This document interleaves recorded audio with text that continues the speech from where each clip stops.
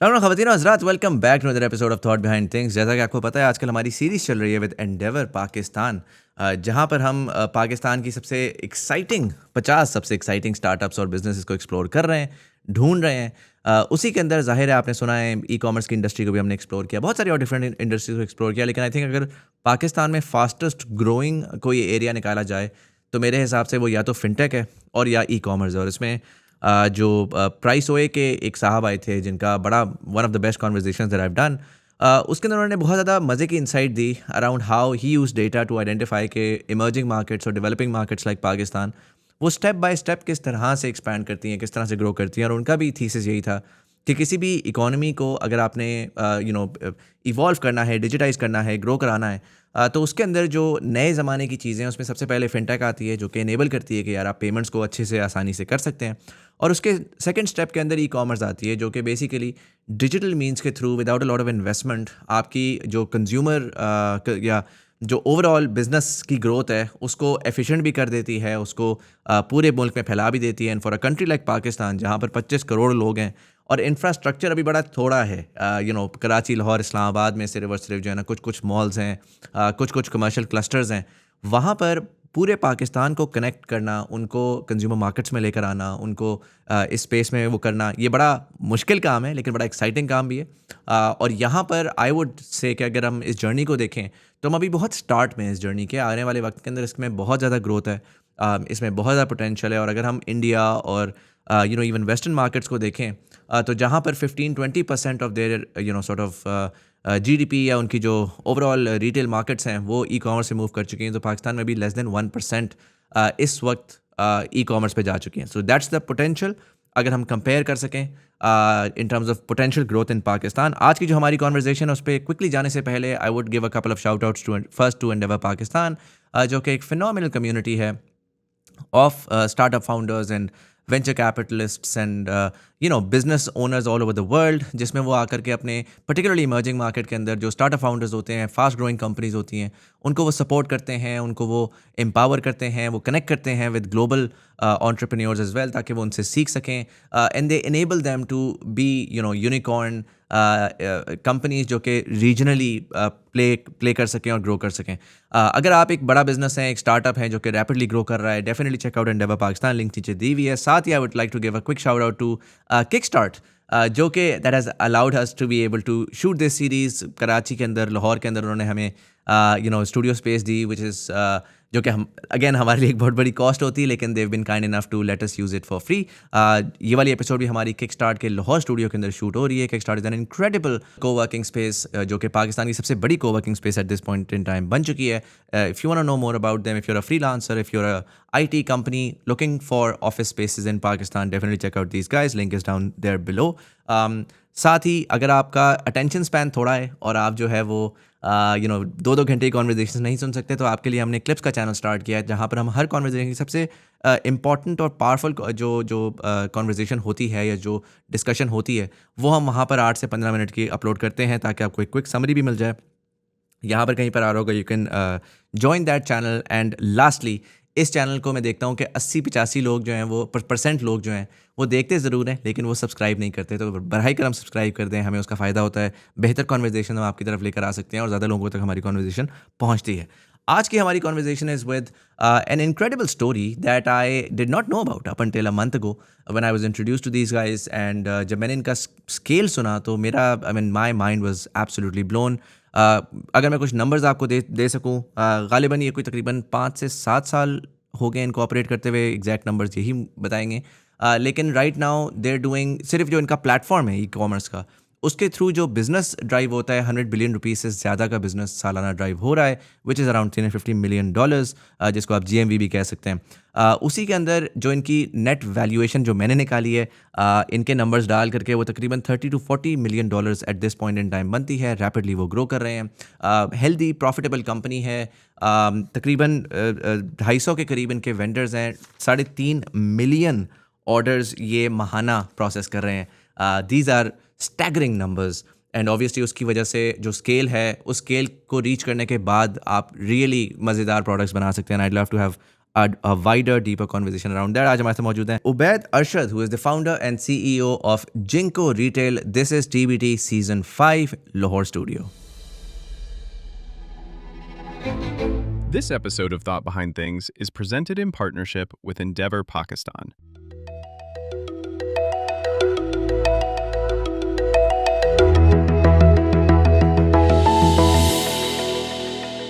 Ubaid bhai, assalamu alaikum. Thank you so much for joining us. Walaikum assalam. Thank you Muzammil bhai for having this podcast with me. मैं पहले तो start करूँगा. I want for the sake of the audience थोड़ा सा मुझे overview दे सकें जिनको retail क्या है, क्या करता है, और जो मैंने ज़ाहिर है मैंने सेकंड हैंड इन्फॉर्मेशन दिया, आप डायरेक्टली बता सकते हैं कि एक क्विक समरी कितना अर्सा हो चुका है इसको, व्हाट्स द स्केल इस टाइम के ऊपर जो आप ऑपरेट कर रहे हैं.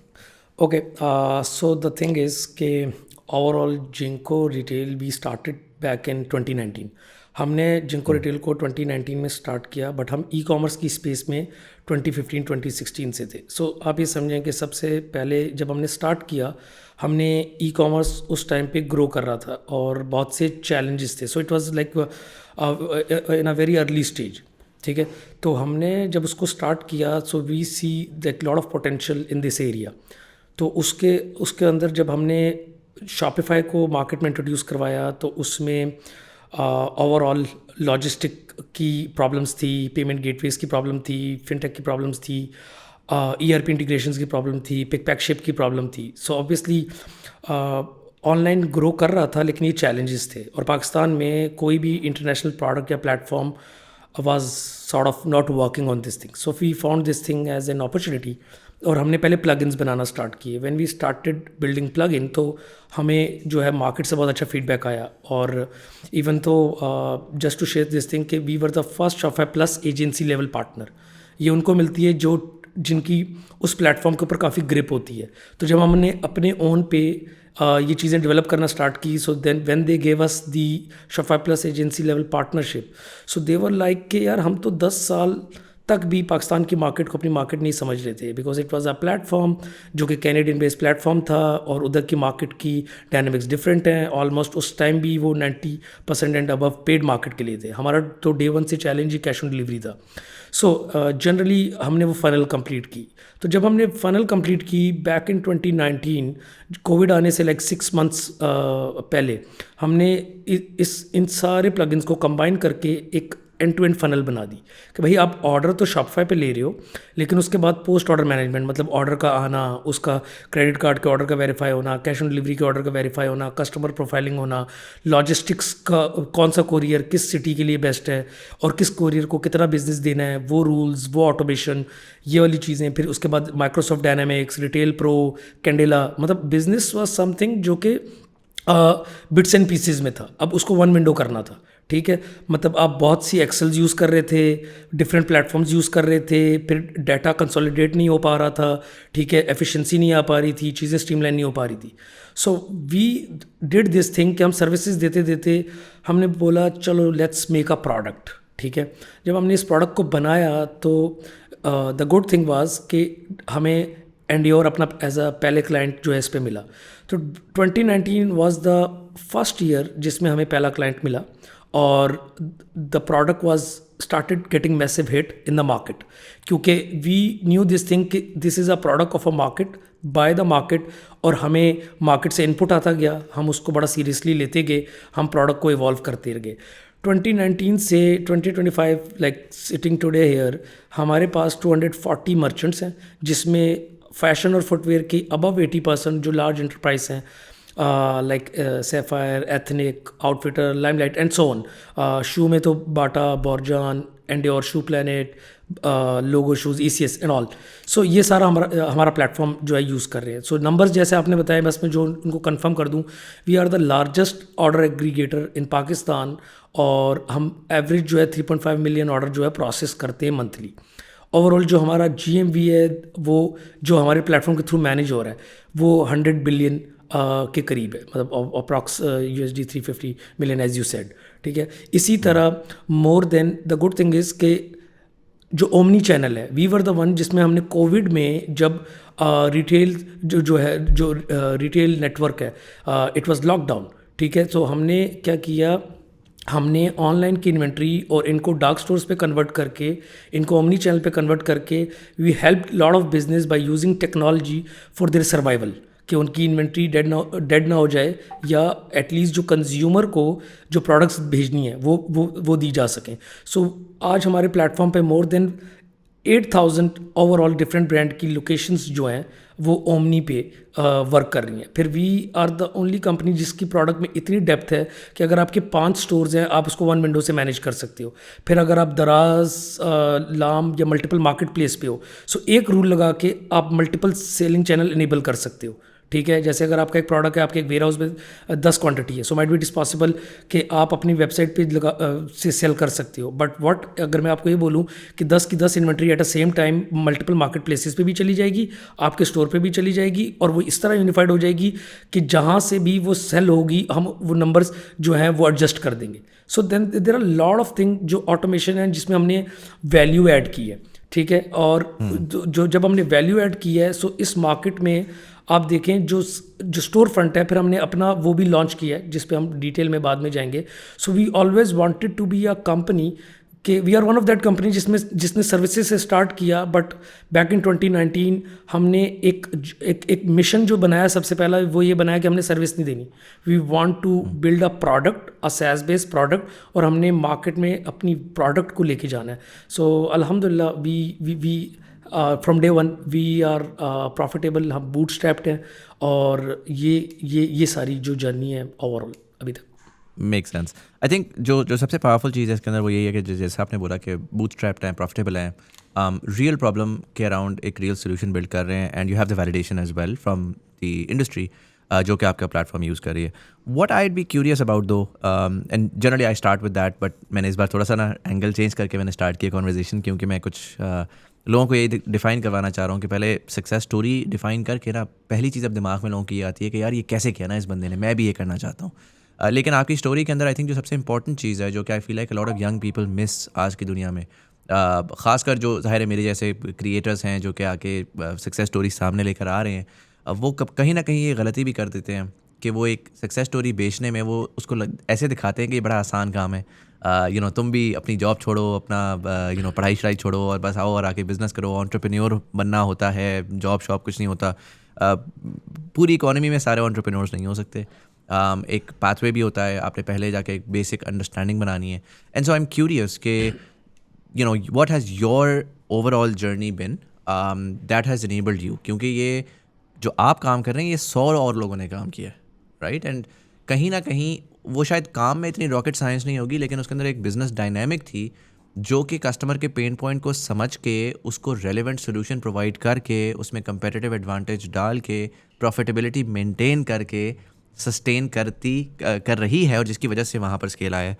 So I want to understand where were you born, early life आपने कहाँ पे गुजारी, and how have you evolved that allowed for you to be able to build something like this. Okay, so I guess कि it's something which is a very interesting question, और I guess कि ये वो चीज़ है जो कि समझना बहुत ज़रूरी है, because for every product there is something behind it, और वो X factor क्या है वो समझना बहुत ज़रूरी है. So I was born and brought up in Dubai. Like my father was a mechanical engineer in Dubai government. My mother was a teacher. So I guess जो जर्नी थी ना उसमें द गुड थिंग वाज कि हमें day one पे बहुत सी चीज़ें इस तरह जो है ना वो लर्न करा दी गई अपब्रिंगिंग में, या हमारा जो स्कूल ऑफ थॉट में, लाइक जो जिसको लोग बहुत लाइट लेते हैं, लाइक बहुत ईजी लेते हैं, लाइक जो पर्सनैलिटी डेवलपमेंट है ना, आई गेस कि वो स्कूल से नहीं शुरू होती. आपकी पहली जो दर्स है ना वो माँ को इसी वजह से कहा गया है, आपके पेरेंट्स.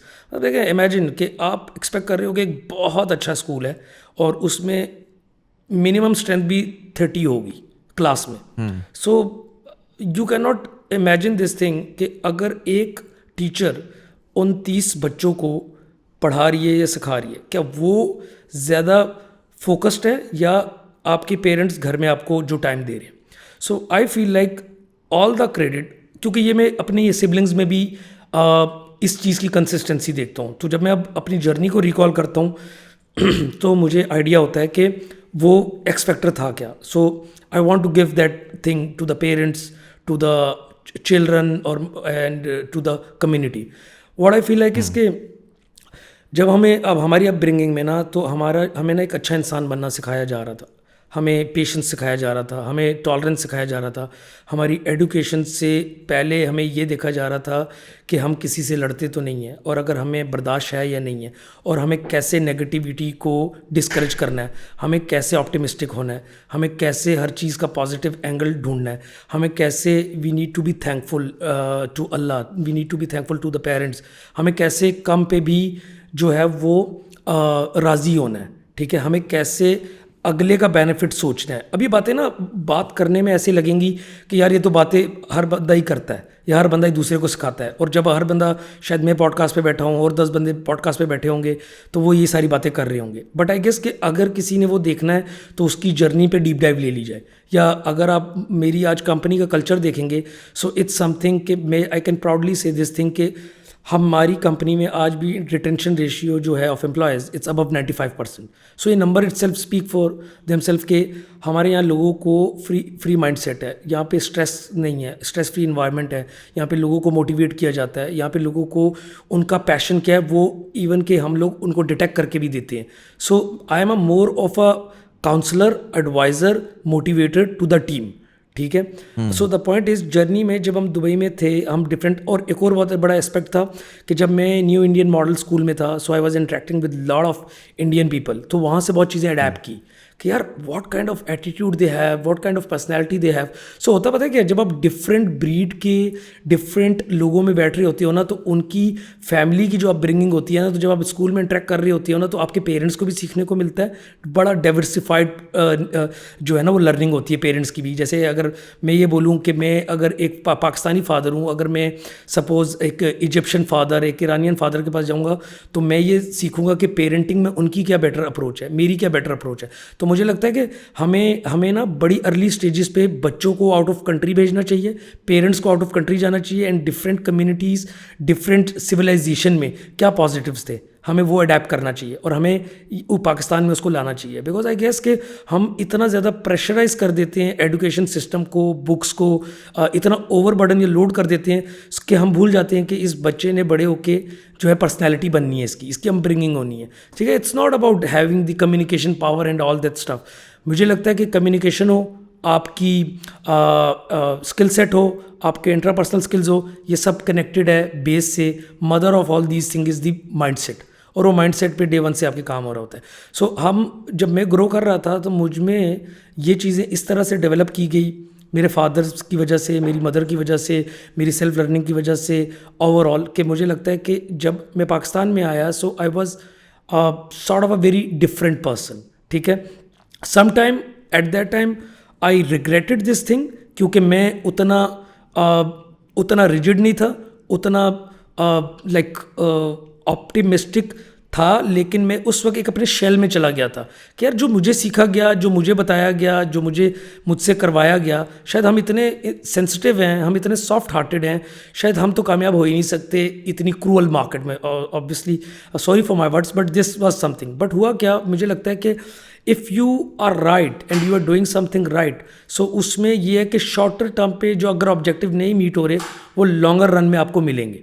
सही है. सो ये मेरा बड़ा फर्म बिलीव है. तो मैं जितनी गलतियां करता रहा, जितनी चीज़ें सीखता रहा, उसने मेरा और पेशेंस बढ़ाया. जब मेरा और पेशेंस बढ़ा तो I was able and capable to manage a bigger team.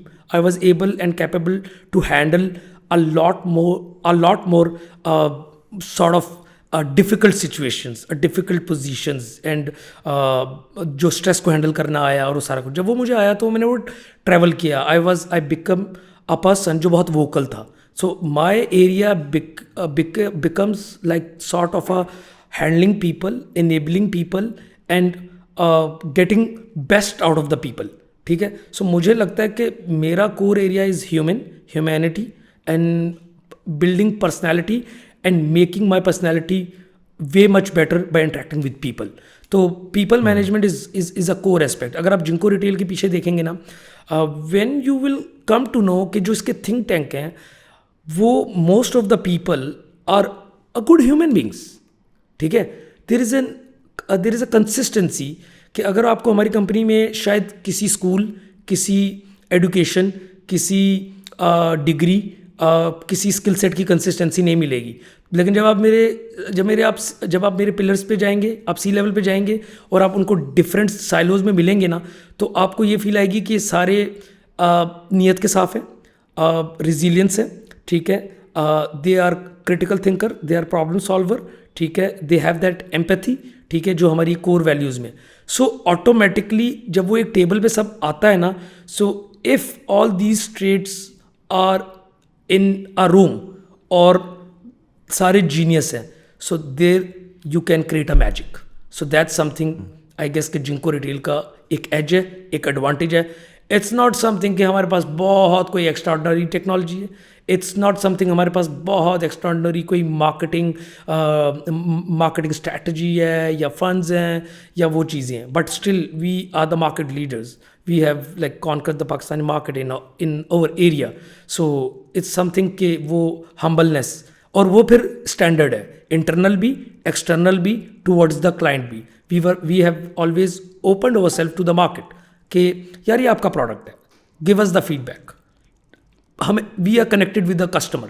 हम सबसे डिफ़िकल्ट कस्टमर को ज़्यादा मिलना पसंद करते हैं बार बार, बिकॉज उस कस्टमर से हमें सीखने को मिलता है, और उस कस्टमर की जब हम चैलेंजेस को सुनते हैं तो हम उसको आके टेक्नोलॉजी के थ्रू जो है डिक्शनरी बना के एक्सप्लेन करते हैं मार्केट के लिए, और फिर वो जो मल्टीपल मर्चेंट्स को जो है उसका फ़ायदा होता है।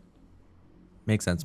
थोड़ा सा अगर मैं पीछे जाऊँ before Zinco retail, tell me a bit about you said you were born and bred in Dubai, वहीं पे आपने स्कूलिंग वगैरह की। एट व्हाट पॉइंट आप पाकिस्तान है, फैमिली पूरी पाकिस्तान मूव हुई, आप हायर एजुकेशन के लिए पाकिस्तान आए? Okay, so the thing was, हम जो है वो मिडिल क्लास फैमिली से बिलोंग करते थे। सो जैसे मैंने पेरेंटिंग में बात की, most of the people at that time they were not able to afford the families outside of Pakistan. My father was doing a reasonable my father was drawing a reasonable salary, but still because my mother was teacher, so she was an helping hand। और मेरे father और mother का हमेशा से ये था कि हम कम कमाएंगे, हमें प्लॉट नहीं बनाने, हमें वेल्थ नहीं बनानी, क्योंकि हमारे बच्चे हमारी वेल्थ हैं, so we need to focus on them. So ये कोर ऑब्जेक्टिव था। तो जब 16 साल तक हम वहाँ पे रहे, और जब हायर एजुकेशन की बात आई तो उसमें थोड़ा सा हमारा फैमिली बिजनेस में हम स्ट्रगल कर रहे थे, sort of it was a recession के बाद 2008 के रिसेशन के बाद उस तरह से स्टेबिलिटी वाज नॉट देयर। तो जिस वजह से इकोनॉमिकल क्राइसिस की वजह से we had to come back, ठीक है। The entire family came back? Entire family came back except my father, ठीक है।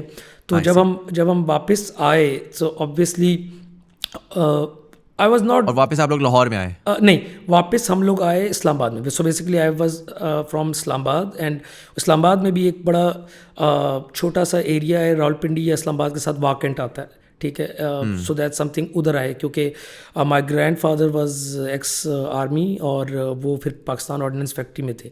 So we had our own house there, तो मतलब एक इनहेरिटेड हाउस था उधर। तो वहाँ पे आए तो it was a very limited area. तो वहाँ पे मैंने आई.कॉम किया, फिर मैंने बी.कॉम किया। Honestly speaking I didn't knew what I am doing, what I want to do. I was not a bright of the student. I was like, मैं backbencher भी नहीं था, लेकिन मैं बहुत ज़्यादा जीनियस भी नहीं था, बट जनरली मैं बस जा रहा था और आ रहा था, ठीक है, वो बस उसमें। लेकिन जब मैंने आई.कॉम किया, so I knew this thing कि I was a hustler, I want to be in the professional field. तो मेरे जो अंकल थे वो ब्रांच मैनेजर थे HBL में।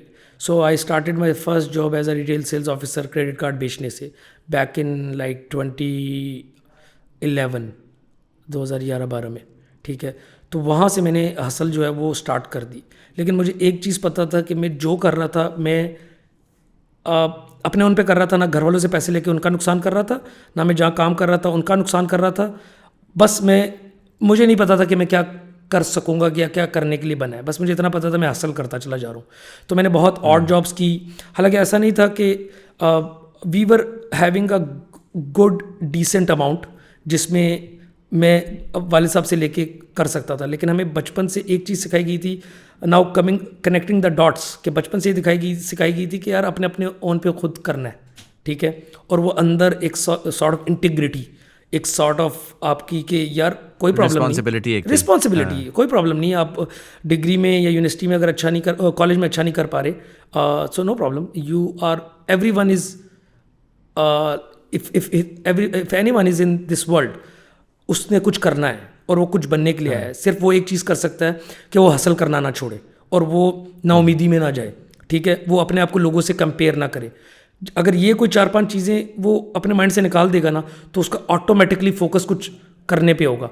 जब वो 10 चीज़ें सीख रहा होगा, फेल करेगा, जब वो 11th चीज़ पे पहुंचेगा ना, तो वो 10 की 10 चीज़ें उसके 11th चीज़ पे इम्पैक्ट डाल के एक इकोसिस्टम क्रिएट कर देंगे। ये जितने भी सक्सेसफुल लोग हैं जो जर्नी सुनाते हैं, तो हमेशा यहीं से आते हैं कि कोई जैक मा है तो वो पहले टीचर था, जो KFC वाला है वो पहले उसने 45 की एज में स्टार्ट किया एंड एवरीथिंग।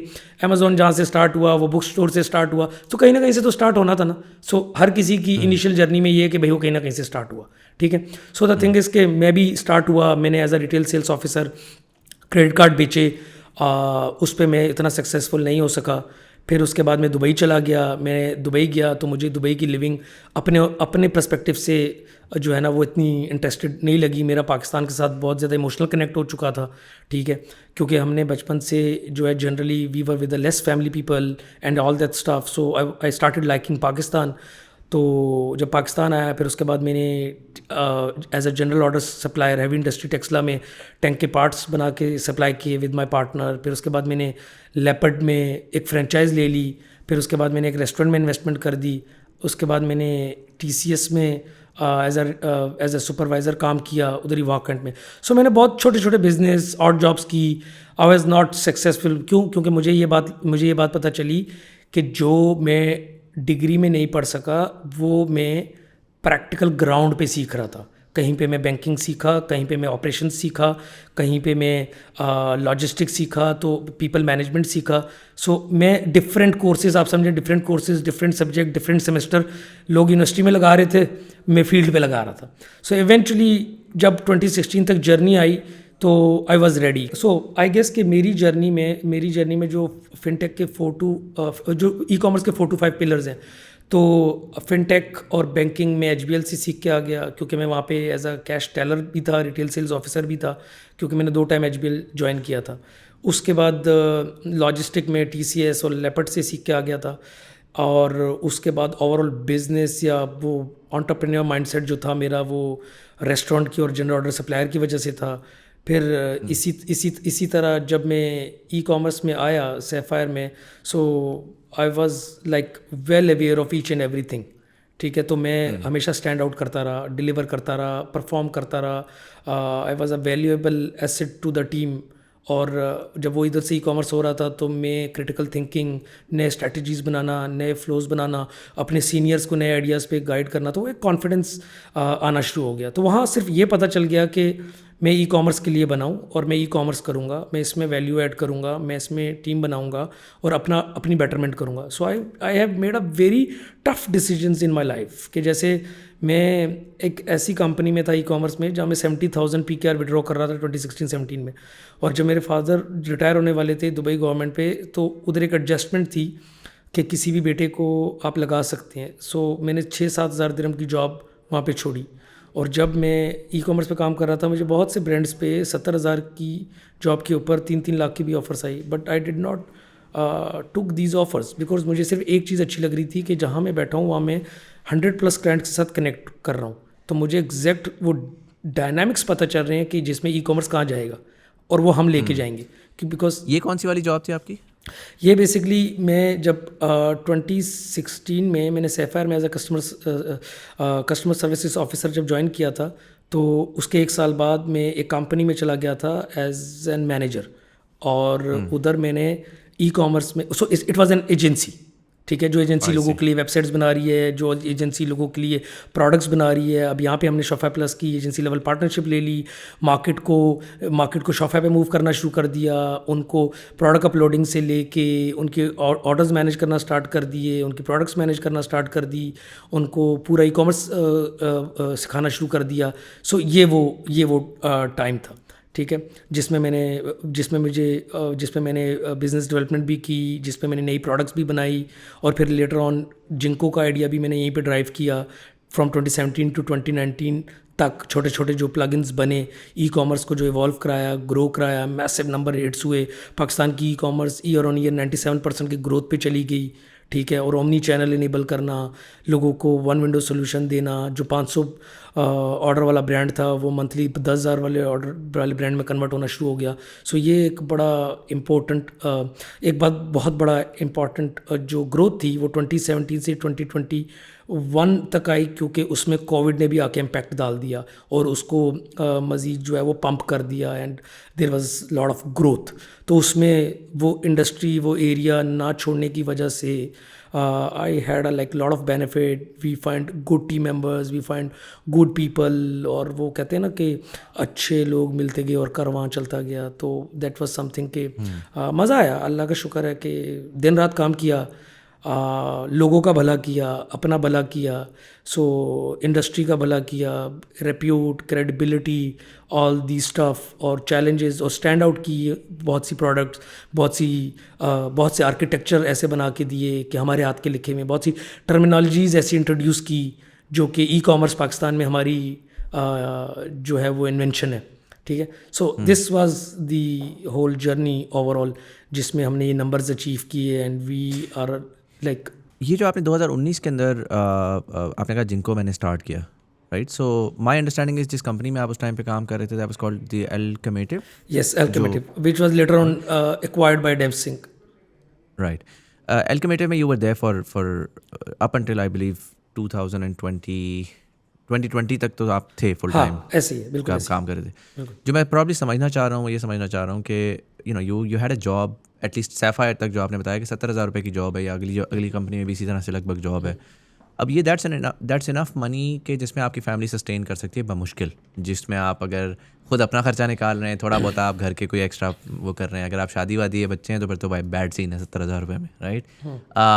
उसमें how did you go about कि यार चलो ठीक है, मुझे ये एक्सपीरियंस मिल रहा है, एक्सपोजर मिल रहा है, मेरे पास कुछ आइडियाज़ आ रहे हैं जिनको मैं एक सॉर्ट ऑफ इनिशियली स्टार्ट करना शुरू करता हूँ, राइट? कि मेरे पास, मुझे पता है, मुझे पूरा वर्क फ्लो पता है, मुझे पता है यहाँ पे प्रॉब्लम है, तो मैं 2 इंजीनियर, क्योंकि आपका खुद का इंजीनियरिंग बैकग्राउंड तो नहीं था, तो you had to hire someone to build a product to be able to sell it to someone, and that requires a certain set of cost कि यार उसको मैंने तनख्वाह देनी है या मैंने उसको एक्विटी देनी है। Run me through the initial days of that company के आप साथ साथ नौकरी कर रहे थे जिससे आपके खर्चे पूरे हो रहे थे, हाउ आर यू इन्वेस्टिंग, आपने कोई सेविंग्स रखी हुई थी, वालिद साहब से लिया था, क्योंकि बूट स्ट्रैप्ड है ना, it's not, you didn't go for any sort of pre seed और सीड राउंड, तो how did that sort of happen? Okay, so very good question I guess कि ये जो स्ट्रक्चरिंग है ये बड़ी इंपॉर्टेंट है। सो द थिंग इज़ कि जब मैंने स्टार्ट किया ना, सो मैं जब सैफायर से मैं अल्केमेटिव आया, तो मैं बड़ा ग्रेजुअली पोजीशन बाय पोजीशन ऊपर जाना शुरू हुआ, और I started exploring my self. पहले मुझे लगा कि आई am a good customer services representative, फिर मेरा थोड़ा और कॉन्फिडेंस बढ़ा, तो मुझे लगा मैं आई am a good operations person, फिर मेरा थोड़ा और कॉन्फिडेंस बढ़ा, फिर मुझे पता चला कि अल्केमेटिव में आया तो मुझे पता चला I am good in explaining product to a layman, एंड a good connector between techies and the layman to the business, ठीक है। तो ये मैं ग्रेजुअली ग्रो करता चला गया। अब इसी ग्रो करते हुए हम क्या कर रहे थे, हम इंडस्ट्री के जितने भी जॉइंट्स हैं जो रिटेल के हैं उनको ऑनलाइन पे कन्वर्ट करना स्टार्ट कर रहे थे। जैसे सैफायर की ऑनलाइन की स्टोर बना रहे थे, एथनिक का बना रहे थे, उनके अर्ली डेज थे, उनके साथ जो है वो उठ रहे थे, बैठ रहे थे, we were listening to their problems, we were working with them. तो हुआ ये कि we did not had like initial investment at that time, लेकिन हम मार्केट का मसला समझते चले जा रहे थे। we needed one client or some sort of a trust of a client with us, तो हमने क्या किया, इसी कंपनी के अंदर रह के, because I was heading 4 to 5 department after 1 year, जैसे मैं 1-1.5 साल की मेरी जर्नी में, बिकॉज आई सेड अच्छा मेरा एक बहुत बड़ा कोर रहा है, whether I was in bank, I was in logistic companies. मैं जब एक डिपार्टमेंट से स्टार्ट होता था ना, तो मैं 4-4, 5-5 डिपार्टमेंट्स में लर्निंग करने चला जाता था। जैसे अगर मैं बैंक में था ना, तो मैं कैश टेलर था या कैश शॉर्टर से स्टार्ट करता था, तो मैं ऑपरेशन मैनेजर की सीट पे बैठ के चेक बुक्स भी इशू कर देता था, उनकी सैलरीज भी ट्रांसफ़र कर दिया करता था, ऑटो लोन भी कर दिया करता था। वो मेरा ना एक सेल्फ लर्निंग का मॉडल होता था। इसी तरह जब मैं टीसीएस की लॉजिस्टिक कंपनी में था, मैं ओवरलैंड सर्विस का सुपरवाइज़र था, लेकिन मैं ओवरनाइट जो माइन्यूट पार्सल और डिलीवरीज उनको भी मैनेज कर दिया करता था, ठीक है। और एसक्यूएल में मैं क्यूरी भी करने बैठ जाया करता था। तो जो मेरा कोर ऑब्जेक्टिव था ना कि मैं क्विक लर्नर और उस लर्निंग में बहुत मज़ा लेता होता था, ठीक है। तो इसी तरह जब मैं एल्केमेटिव में भी आया तो उसमें बिल्कुल रीज़नेबल साइज़ की कंपनी थी, तो मैंने वो टीम बिल्ड की, मैंने लोग डेवलप किए और मैंने मार्केट से बिजनेस कैप्चर किया। Within 1 to 2 years I was taking care of a company sort of like C level, और एंड टू एंड सारे डिपार्टमेंट्स में मैनेज कर रहा था। Like I was leading the billing, recovery department, business development department, marketing department, sales का department, Shopify के development का department, plug Shopify के ऐप्स का department. So I was the centre point जिससे सारे डिपार्टमेंट्स आके कनेक्ट हो रहे थे। अब उधर ना द प्रॉब्लम वाज कि यार ये सर्विसेज तो बहुत ड्रेन करती है आपको, और अगर आपको नेक्स्ट स्टेप कुछ लेना चाहिए तो व्हाट्स नेक्स्ट मैं अपने आप से पूछा करता था। देन आई थॉट कि यार प्रोडक्ट बनाते हैं, शॉपिफाई टाइप प्रोडक्ट बनाते हैं, मजेंटो टाइप प्रोडक्ट बनाते हैं। So at that time I didn't knew कि प्रोडक्ट कौन सा बनाना है। तो हुआ ये कि एक क्लाइंट है, वो आया कि उसने कहा मैं इसको एज अ चैलेंज फेस कर रहा हूँ, तो ये मुझे चाहिए। तो जब हमने देखा तो वो हमारी मिनी प्लगइन्स को करके एक और इन्हांस वर्जन करके एक प्रोडक्ट बनना था। तो हमने क्या किया, हमने उसको एक बेटर वे में प्रोड्यूस करने के लिए हम अपने एक क्लाइंट के पास गए। वी आस्क्ड देम कि अगर आप हमें 4 million देते हो तो we will build the product, और आई गारंटी यू कि जितना बाकी मार्केट हमें जो है 1 month में दे रही होगी, आप 1 year में दे रहे होगे, ठीक है। So they had a trust factor, क्योंकि हमने उनको 90 लाख से सर्विसेज दे के शॉपिफाई पे 90 लाख से मंथली 32 करोड़ मंथली तक उनका ब्रांड ग्रो कराया था। सो दे न्यू कि these people are credible and they have the potential and the capacity. So आज जिसको वो सीड, प्री सीड, एंजल कहते हैं, सो हमारा वो एक जनरल कस्टमाइज मॉडल बन गया। We did not give equity और we did not did a proper round और समथिंग। हमने उसको एग्जिस्टिंग मॉडल को यूज़ करते हुए इंक्यूबेट किया प्रोडक्ट को। फिर जब हमने उसको बना रहे थे ना, सो दिस वाज द विजन कि उस पूरे क्लस्टर में बेस्ट यूआई यूएक्स का बंदा इसको डिज़ाइन करेगा। The best technology person will be in this product, because from day one we knew we will not build project, we will build product. So day one से उसका architecture, day one से उसकी formation, day one से उसकी planning was at that time way ahead better, और वो team को extract करके इस तरह कर दिया गया कि this team is going to build something जो कि market को disrupt करेगा। We knew that at that time, at least I knew और मुझे पता है कि जब मैं टीम को ये कहता था कि we are going to build something, जो आज अगर हमें 6 महीने सपोज सैलरी नहीं है या टफ डिसीजन है, क्योंकि एट दैट टाइम मार्केट में रिकवरी के चैलेंजेस थे, कुछ फॉर्मेशन के चैलेंजेस थे और वो सारी चीज़ें थी। सो आई सेड देम कि अगर हमारा कोर वुड बी कि अगर हम साथ कनेक्टेड होकर करते रहे, किसी को बड़ी अच्छी जगहों से ऑफ़र आती गई, उन्होंने अपना आप कॉम्प्रोमाइज़ किया, नहीं गए, इस छोटे सेटअप में रहे, because they saw some spark in themselves, they saw some spark in me and a person driving the vision of something. तो वो कहते हैं ना कि फ्यूचर पे बेट करना, the valuation lies in the future, ठीक है, कि फ्यूचर को प्रेडिक्ट करना। सो आई गेस कि we predicted future in a very right time. We took a very harsh decisions at that time, जो कि अभी के लिए बहुत अच्छे डिसीजंस में कन्वर्ट हो गए।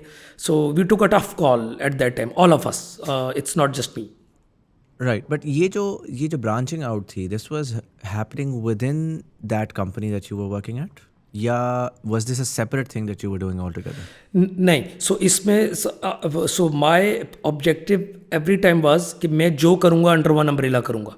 आई do not wanted to manage 2 different things at a time, और वो भी सेम नेचर की, because that something which is not the honesty. कि अगर मैं किसी कंपनी में काम कर रहा हूँ टेक्नोलॉजी का, और मैं बेशक मैं जो है वो साइड हसल कर सकता हूँ, लेकिन मेरी असूल में ये चीज़ नहीं थी कि मैं outside of company same nature का काम करूँ, ठीक है। सो मैंने विद इन कंपनी इस चीज़ को इंक्यूबेट किया था। Right. And then so I am curious कि हाउ टू, बिकॉज इससे ये समझ आ गया ना कि आपको जो कॉस्ट प्रॉब्लम थी वो कवर हो गई, यू हैड रिसोर्सेज उस कंपनी के जिससे आपने वो चीज़ बिल्ड कर ली। Share resource. But then the next question comes in कि यार आईपी की ओनरशिप, क्योंकि वो कंपनी है वो कह रही है कि यार हमारा रिसोर्स है, सारा कुछ है. You were an employee, but you'd grown quite a lot, but still you were essentially an employee over there, right? So how were you able to then branch it out and then create it as a singular entity? What was that eventually? क्या उस company की जो founding team है, क्या उनकी equity है इस वक्त आपके अंदर, या how does that sort of work? Okay, very like relevant question.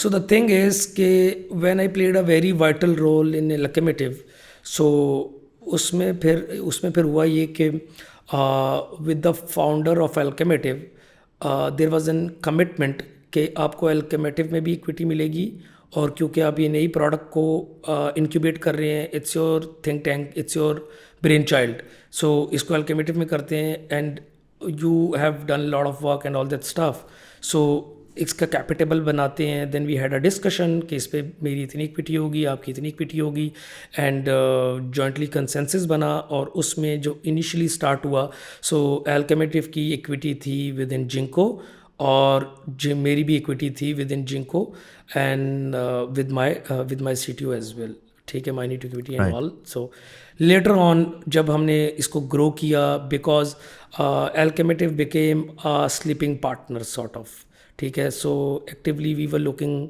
Up to each and everything, we were managing each and everything. So later on we bought the equity from them, or 2 years back, and now this is something which is totally owned by us. Makes sense. हमने bye out किया, सो हमने उनको exit Locomotive की जो equity, right? जो Locomotive की equity आपके पास, my understanding is they also got bought out, and now their founder is a VP in another company. So, were you able to then liquidate your equity? आपने वो फिर deal कर ली कि यार आप अपनी वो वाली equity हम let go कर लेते हैं, ये वाली equity हम let go कर लेते हैं? हाँ, ओके. उसमें एक और स्ट्रक्चरिंग थी. आई टुक अ डिसीजन कि मैं जब Locomotive से जिनको जा रहा हूँ, I do not want my equity in Locomotive. I want skin in the game, and I want my complete equity in ginkgo. And so the thing is कि उसके ऊपर later on we mutually decided a number, and we gave a good buyout, a reasonable buyout to the founder, because we worked with each other. That person gave us the platform, and generally I'm thankful to the person and the journey we had with each other, and we had our own ups and highs, but at the end it was a good exit for all of us. Amicable exit था? हाँ. I'll tell you why I asked this. क्योंकि पाकिस्तान में ना one of the biggest problems that we have, unfortunately, as a low trust society, is that काफ़ी दफ़ा interesting चीज़ें emerge करती हैं जब आप कोलैबोरेट करते हैं, राइट? सो शायद अगर उस टाइम के ऊपर आपको वो स्पेस ना मिलती Locomotive में, तो आपके पास शायद इतने रिसोर्सेज ही नहीं थे कि अपने आइडियाज़ को आप कन्वर्ट कर पाते into something more meaningful, right? मसला ये होता है कि जब भी इस तरह की कोलैबोरेशन की बात आती है, तो हर बंदा जो है ना वो ये सोच रहा होता है पाकिस्तान जैसे मुल्क के अंदर कि ये मुझे चूना लगाएगा अगला बंदा, राइट? और जब आपकी पूरी सोसाइटी चूने वाले माइंडसेट में होती है ना कि मैंने भी अपने आप को प्रोटेक्ट करना है, दूसरे ने भी अपने आप को प्रोटेक्ट करना है, तो फिर you are never able to trust each other, and you are never able to sit down and collaborate. आप constant fight and flight mode में होते हैं. मोर ऑफन देन नॉट जब इस तरह की पार्टनरशिप्स हुई भी हैं, तो दे हैव ऑलवेज बिन, एक तो ज़ीरो सम गेम में वो चली जाती हैं जिसमें कोई ना कोई एक जो है वो सारी की सारी वो ले जाता है, अपसाइड ले जाता है, और दूसरा जो है बिल्कुल ही फारिग हो जाता है, या वो एक बहुत ही लाइक अनएमिकेबल या एक बड़े फड्डे फुड्डे में ख़त्म होती हैं कि लड़ाई हो गई, झगड़ा हो गया. So that's why I am curious कि were you able to create an amicable settlement out of this where everybody was happy and you can still meet that gentleman today and he can be proud of what you've created? Okay, so I guess in a nutshell, पहले तो मैं ये बता दूं कि yes, we both are in talking terms. We interact with each other. We discuss like lot of ideas. We help each other, and it was a good happy exit for all of us. So there are two type of exits. One is कि थोड़े बहुत differences हैं in to a strategy level, ठीक है, कि how do you want to take company further, how do other person wants to take company further, there can be a difference in point of view. So my point is कि अगर मैंने एक number, so me and you are partner, ठीक है, आप powerful position, मैं powerful position पे चला गया और मैंने ये कहा कि भाई अगर आप निकलोगे तो मैं आपको एक्स नंबर दूंगा, लेकिन मैं पावर में हूँ, मैं तो आपको इससे 50% लेस पे दूंगा, ठीक है. सो दैट्स समथिंग, ये चूने वाली कैटेगरी है, that's something which is not fair, which is not equality.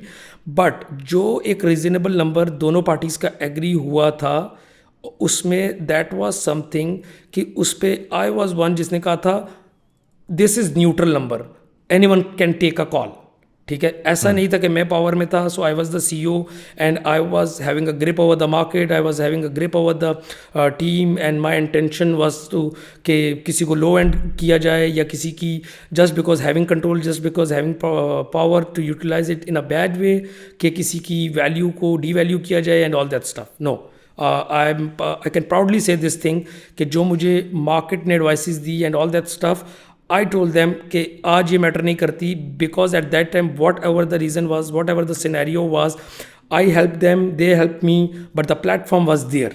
The platform was given by Alchemity. We were their employees. So मैंने उस नंबर को इतना decent and इतना reasonable किया कि जिसमें मैंने कहा मैं भी exit लेने को तैयार हूँ. So that's something, it's proven. We can go further in the detail by completing all these things. My like sort of inner soul is totally satisfied because I know at the end I always take my decision by looking up to my grave.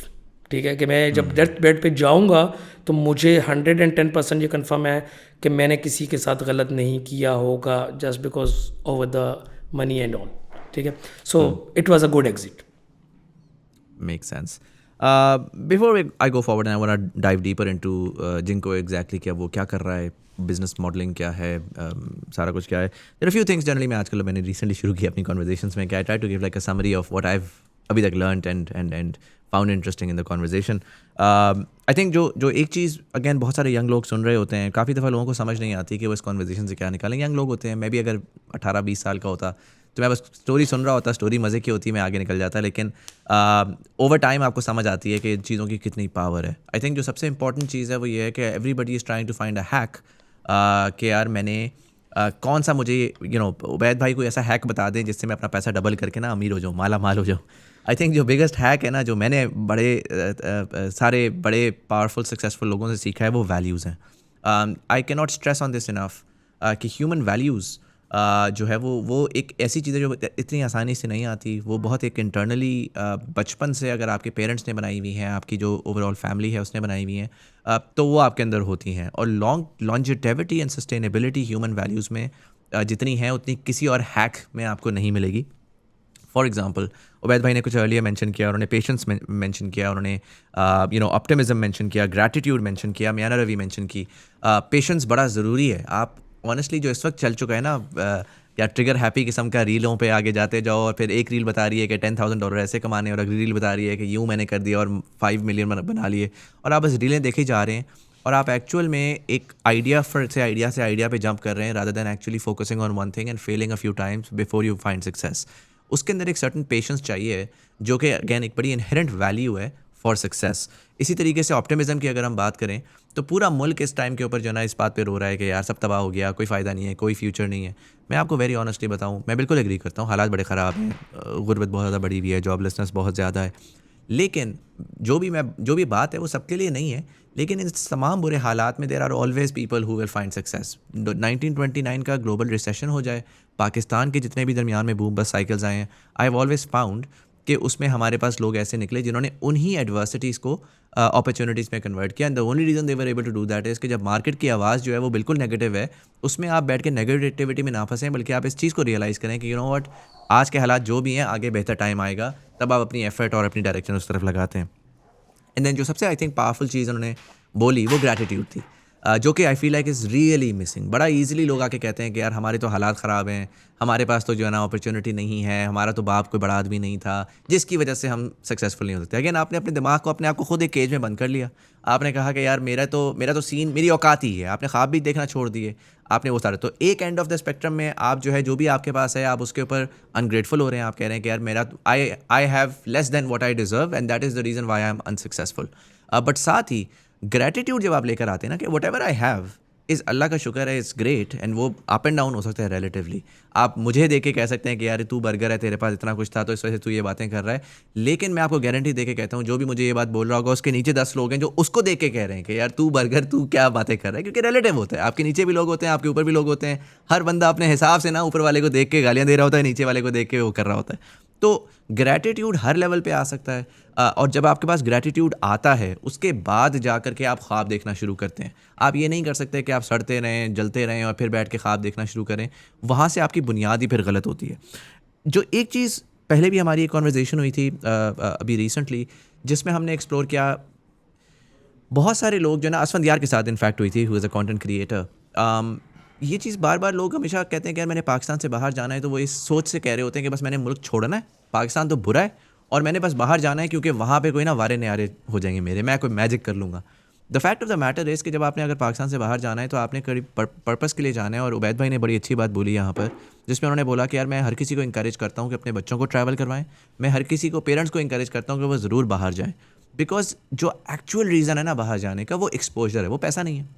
वो ये नहीं है कि आप माला माल हो जाएंगे या आपका जनरल लॉटरी लग जाएगी। इनफैक्ट काफ़ी दफ़ा बड़ी मुश्किल हालात होते हैं। उबैद भाई ने बताया वहाँ पर जो मेजॉरिटी पाकिस्तानी मिडल ईस्ट में बैठा हुआ है, आपको देख लग पता जाएगा जिस हालात में वो, जिन मुश्किलात में वो होते हैं।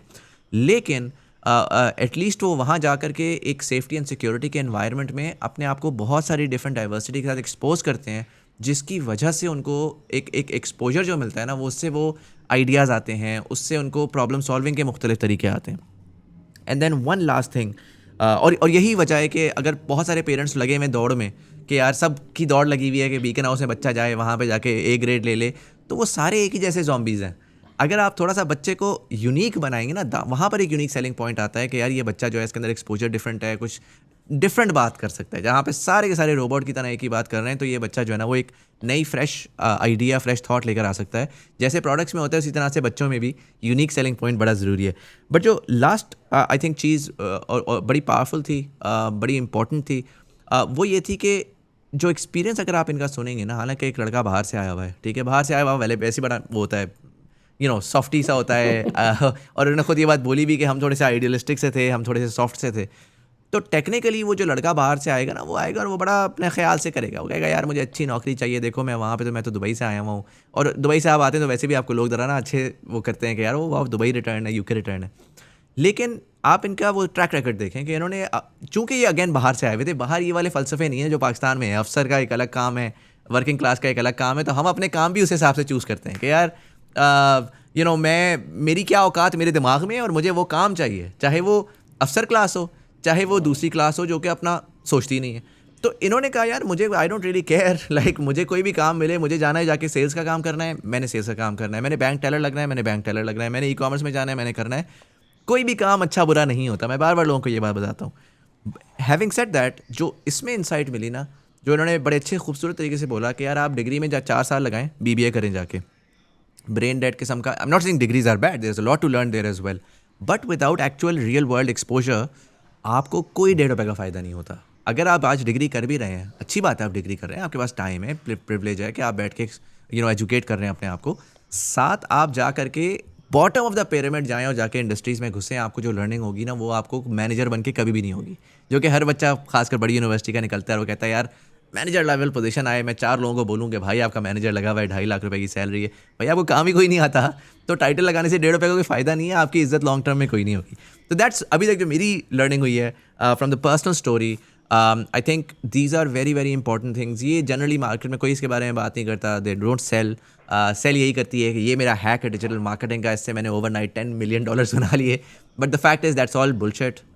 इस तरह पैसे नहीं बनते, पैसा बनता है ग्रिट से, हार्ड वर्क से, और कंटिन्यूअसली पेशेंटली काम कर करके प्रूव करके कि यार मेरा माई थिंग वर्क्स। मैंने अभी तक जो सुना, मैं इसके नोट्स ले रहा था उबैद भाई, now welcome to the company itself and really आज की तारीख में जिनको कर क्या रहा है, ओके राइट? सो मैं अगर इसको जिसको समझ नहीं आई, बिकॉज इट्स सो डाइवर्स कि यू नो आपने बहुत सारी बातें बोली बट एक सिंपल तरीके से नहीं बोली, एंड आई एम क्यूरियस कि जो आपका ओवरऑल प्रोडक्ट है, अगर मैं उसको सिंप्लीफाई करूं, गालिबन आपने जुनैद भाई की पॉडकास्ट में भी ये किया है, I found that very interesting, but for my audience as well, मैं अगर कहता हूँ कि यार एक मैं ई कॉमर्स का ब्रांड हूँ और लोगों को ई कॉमर्स भी अगर मैं सिंप्लीफाई करके समझाऊँ, मेरे पास मेरी नानी जो है ना वो कुछ कपड़े सीती हैं, और मैंने कहा है कि यार वो कपड़े जो है ना वो अब उन्होंने कहा, नानी ने 4 लोग रख लिए हैं और वो बहुत सारे सी के पूरे ख़ानदान वालों को भेजती हैं। मैं कहता हूँ यार बड़े खूबसूरत कपड़े हैं, मैं इसको ऑनलाइन डाल के 50,000 लोगों को बेच सकता हूँ अगर मैं मार्केट एक्सेस हो जाए। मुझे ₹1.5 का कुछ आइडिया नहीं है। अब मुझे बताएं कि जिनको रिटेल इसमें किधर प्ले करता है, जब एक ऐसा बंदा जिसको ₹1.5 कोई ई कॉमर्स का आइडिया फिल वक्त नहीं है, उसको आप सिंप्लीफाई करके अगर एक्सप्लेन कर सकते। देखिए मुज़म्मिल भाई, उसमें पॉइंट ये है कि अगर मैं इसको बिल्कुल लेमन टर्म्स पे लेके चलूँ ना, तो नंबर 1 कैटेगरी वो है जिनको अभी ई कॉमर्स का आइडिया नहीं है, ठीक है? उनके लिए मेरी बातें बहुत मुश्किल होंगी, ठीक है? वो इसको ना सुने तो बेहतर होगा, क्योंकि वो डिफ़िकल्ट हो जाएगा, ठीक है?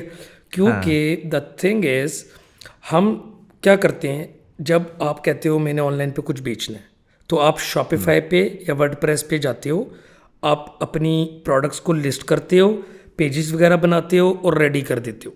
अब आपने दुकान बना ली, दुकान सजा ली, सही हो गया।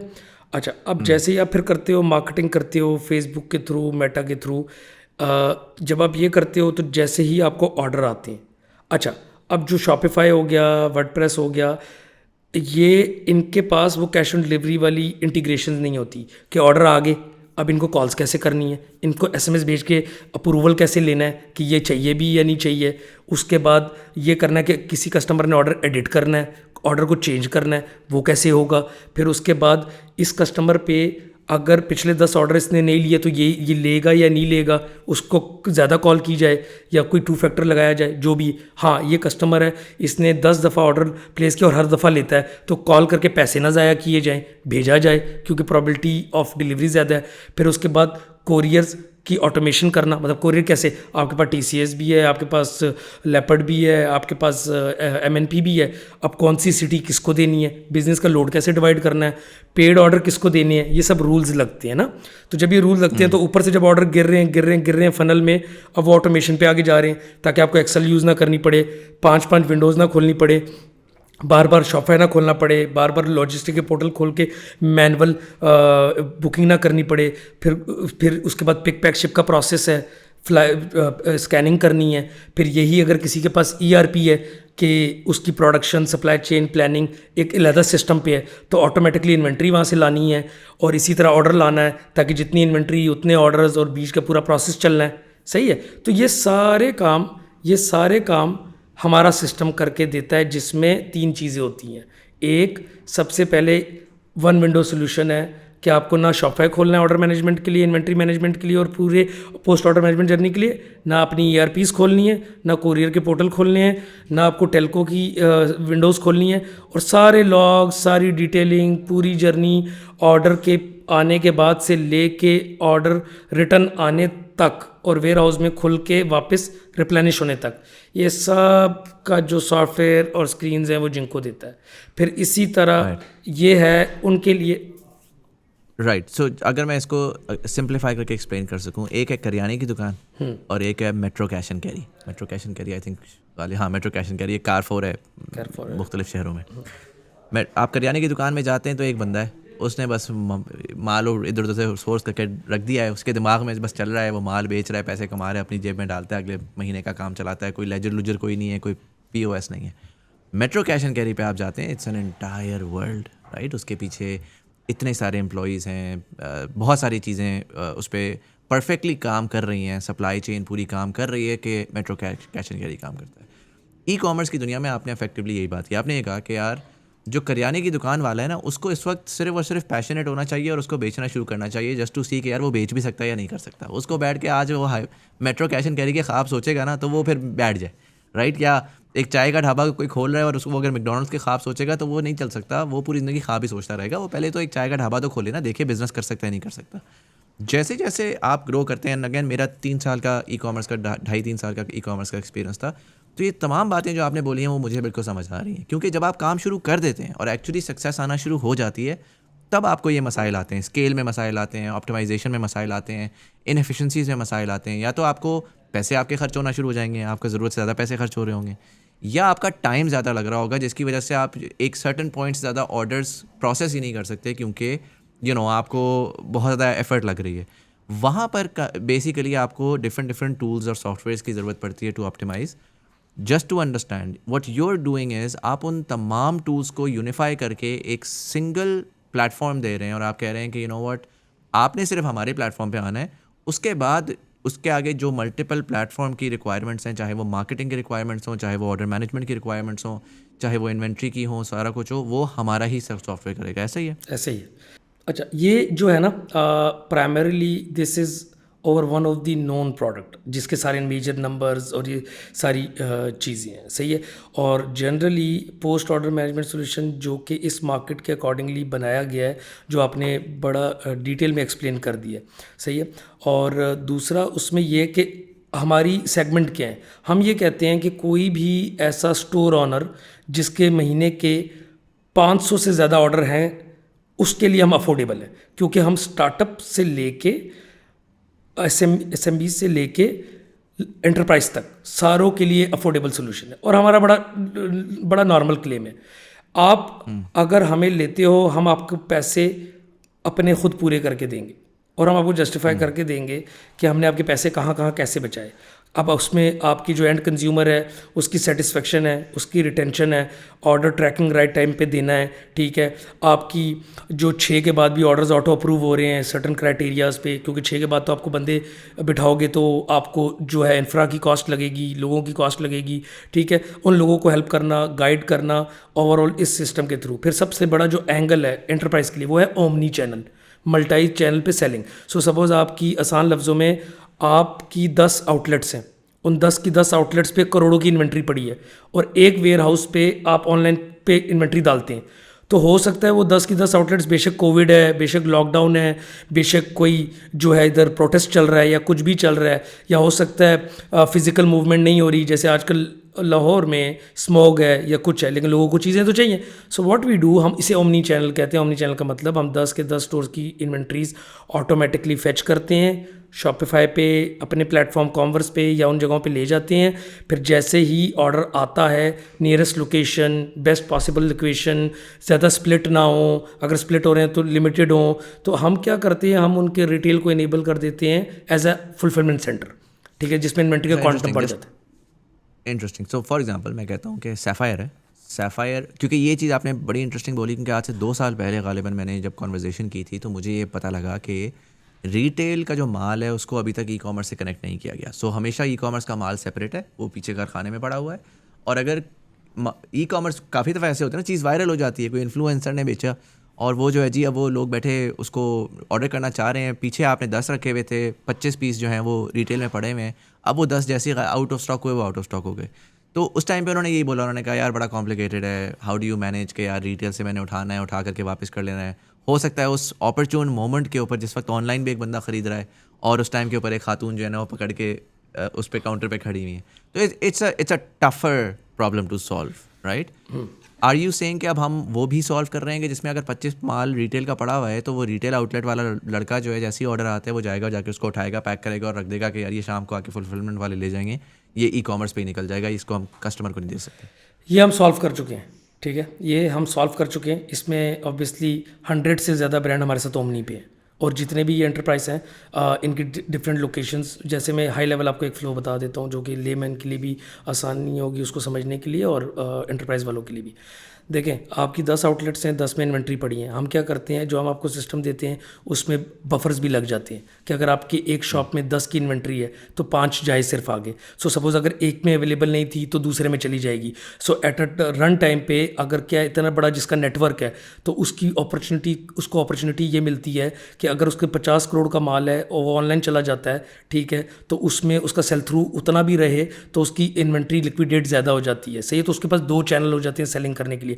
फिर उसमें हम ये भी करते हैं कि अगर लाहौर का ऑर्डर है तो लाहौर की नियरेस्ट लोकेशन पे जाके क्विक कॉमर्स के थ्रू भी डिलीवर हो सकता है, ठीक है। अगर किसी को एक्सप्रेस डिलीवरी चाहिए वो भी हमने इनेबल कर दी है। सही है। फिर इसी तरह ऑर्डर का पोस्ट होना, मल्टीपल ऑर्डर्स का स्प्लिट होना, कंज्यूमर के साथ पूरी कम्युनिकेशन होना, व्हाट्सएप पे कम्युनिकेशन होना, मतलब there are lot of automation कि अगर आज आप बोलेंगे ना कि ओमनी में ये चैलेंज है, मैं बोलूँगा ये हल हो चुका है। आप बोलेंगे ओमनी में ये चैलेंज था, मैं बोलूँगा ये हल हो चुका है। मैं आपको वो नंबर बताऊँगा कि वो ब्रांड जो 2 करोड़ कर रहे थे आज ऑनलाइन 20-20, 25-25 करोड़ कर रहे हैं, सेल थ्रू वही है, सिर्फ अपने चैनल्स को राइट वे में यूटिलाइज कर रहे हैं। फिर इसी में सेल चैनल भी हम ले आए हैं कि अगर ये 10 आउटलेट्स हैं, 10 आउटलेट्स का सेम नंबर दराज पे भी दिखा दो, लाम पे भी दिखा दो, ऑनलाइन पे भी दिखा दो, तो सेलिंग के थ्रू प्रोबेबिलिटी भी सेल हो रही है, रिटेल से भी बिक रहा है, होलसेल से भी बिक रहा है। सो इट्स समथिंग कि पूरे इकोसिस्टम को ऑटोमेट करके रिस्क फैक्टर बिजनेस का कम कर दिया। इंटरेस्टिंग। इसमें मुझे ये बताएं कि कितने प्लेयर्स हैं इस वक्त मार्केट में जो कि ये इस स्पेस में एक्चुअली वो कर रहे हैं, और आप अगर अपने आप को स्केल करेंगे आप कौन से नंबर पे अपने आप को लाएंगे? हम इसमें अल्हम्दुलिल्लाह पहले नंबर पे हैं विदाउट एनी कंपटीशन, क्योंकि देखें जो ट्रू ओमनी है वो करने हैं एंटरप्राइज ने जिनके पास 10, 15, 20, 100, 200 आउटलेट्स हैं। जैसे बाटा हमारा कस्टमर है, उनकी 450 आउटलेट्स हैं। It's one of the true multinational brand इन पाकिस्तान, ठीक है। फिर लाइमलाइट है, एथनिक है, आउटफिटर है, उसके बाद आपका ये वो शू में बोरजान है, और ब्रांड्स हैं। तो ये सब ओमनी कर रहे हैं हमारे साथ। फिर मिनी माइनर, जंगजा, शनायर, लेयर क्लब, शाना में ये वो हैं।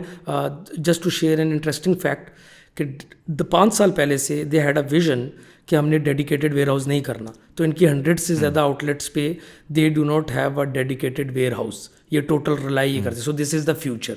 You do not need to bear the cost of the warehouses, you need to have a fulfilment centre. Generally जो रिटेल में आपके फुलफिलमेंट सेंटर्स हैं उनको मैनेज करना है। So it's a retail with the online warehouse जो आपको cost effective है। ये जो बहुत सारे ज़ाहिर MNCs बैठे हुए हैं और ये रिटेल के ऊपर एग्जिस्ट करते थे, तो इन्होंने एट सम पॉइंट डिजिटाइजेशन के ज़ुमरे में इन्होंने अपने POS को भी डिजिटाइज़ किया, सेंट्रलाइज कर दिया। उनके अपने सॉफ्टवेयर लगे हुए होंगे, कुछ का SAP लगा होगा, कुछ का लगा होगा, जो आपका हर बड़ी कंपनी का, खासकर जो आपके स्ट्रेंथ है वो आपके एंटरप्राइज है, हर बड़ी कंपनी के पास कोई ना कोई SAP का सिस्टम लगा है, सेल्स फोर्स का सिस्टम लगा है, कहीं मार्केटिंग टूल लगे हुए हैं, सारा कुछ है। आप क्या कर रहे हैं? आप बेसिकली रियल टाइम पे इंटीग्रेशंस बनाते हैं और बना करके अपने सेंट्रल उस पर कर लेते हैं, या आप जाते हैं और जाके कहते हैं कि नो व्हाट, अब अगर आप जिंको पे आ रहे हैं तो अब आपका पॉस भी जिंको है, आपका मार्केटिंग का भी जिंको है, हर चीज़ जिंको है, राइट? क्योंकि आपने कहा कि हमने मचेंटो का अल्टरनेटिव एक फ्रंट भी बना दिया हुआ है इस टाइम के ऊपर। हमने जो है वो पीछे का जो हम सारा कर रहे हैं इंजन, वो तो कर ही रहे हैं। So what is the product offering here, and is it like a full suite and then people can choose कि यार हमें ये चाहिए, ये नहीं चाहिए, ये हमारा ऑलरेडी है? एंड अगर तो लोग चूज़ कर सकते हैं तो उसके अंदर फिर does it not get very complicated कि यार अब एक नया क्लाइंट आया, उसने कस्टमाइज सोल्यूशन बनाया हुआ था, 40 साल से उसका लेगेसी, 20 साल से लेगेसी सोल्यूशन चल रहा है, और वो कह रहे हैं मुझे तो यही सोल्यूशन चाहिए, इसके पीछे मुझे ई-कॉम का आपका सोल्यूशन चाहिए, तो फिर उसके लिए तो आपको कस्टमाइज उसको पूरी सॉर्ट ऑफ इंटीग्रेशन बना के देनी पड़ेगी। How does that sort of work? Okay, so Muzammil, the thing is कि हम ये फील करते हैं कि मर्चेंट शुड सेलेक्ट जो उनका प्रॉब्लम है। तो हम उसमें ये करते हैं कि जो हमारी 2 to 3 प्रोडक्ट्स हैं, ये डिफरेंट वर्टिकल्स हैं और ये आइसोलेशन में है। आसान लफ्ज़ों में आप कहते हैं मैं शॉपिफाई से खुश हूँ और मैं अपने माइक्रोसॉफ्ट डायनामिक्स से खुश हूँ, ठीक है। अब जो हमारी अनबीटेबल प्रोडक्ट है ना मार्केट में, वो जिंको है। तो जिंको हर किसी को चाहिए ही चाहिए, जो पोस्ट ऑर्डर मैनेजमेंट सोल्यूशन है। तो ये कनेक्टर है। हमारी जो DNA में इनग्रेंड है ना, या जो हमारी कोर स्पेशलिटी है, वो है इंटीग्रेशन। कोई भी सिस्टम ला के दो, बेशक वो अमेज़ॉन है, वॉलमार्ट है, दुनिया का कोई भी प्रोडक्ट है, हम APIs के थ्रू, XMLs के थ्रू इनको कनेक्ट कर देते हैं, और इस तरह कनेक्ट करते हैं कि उसमें सीमलेस वे में जो है एग्जिस्टिंग सिस्टम्स के साथ ही आप सारा काम चला रहे होते हो। ये है आइडियल सोल्यूशन। अब आप कहते हो यार मैं जिंको यूज़ कर रहा हूँ, अब मुझे स्टोर फ्रंट चाहिए, मुझे शॉपफाई से ये मसले हैं। या मैं कहता हूँ कि शॉपफाई आपको एक्सपेंसिव पड़ रहा है, शॉपफाई आपको पेमेंट गेटवे पे भी चार्ज कर रहा है, पे ट्रांजैक्शन पे भी चार्ज कर रहा है, फिर आप 15 प्लगइन्स भी ले रहे हो, फिर आप उसके बाद आप जो है इसको कस्टमाइज़ भी नहीं कर पा रहे हो। तो फिर मैं कहता हूँ जैसे अल्फा मॉल बाय बैंकल फला है, वो हमारा one of the renowned customer है, the largest banking e commerce marketplace, जो कि टोटली प्रीपेड है। अब वो मैजेंटो पे थी, हमने कॉमर्स बाय जिंको रिटेल पे उनको लेके आए, जिंको भी उधर ही, तो वो एक इकोसिस्टम बन गया।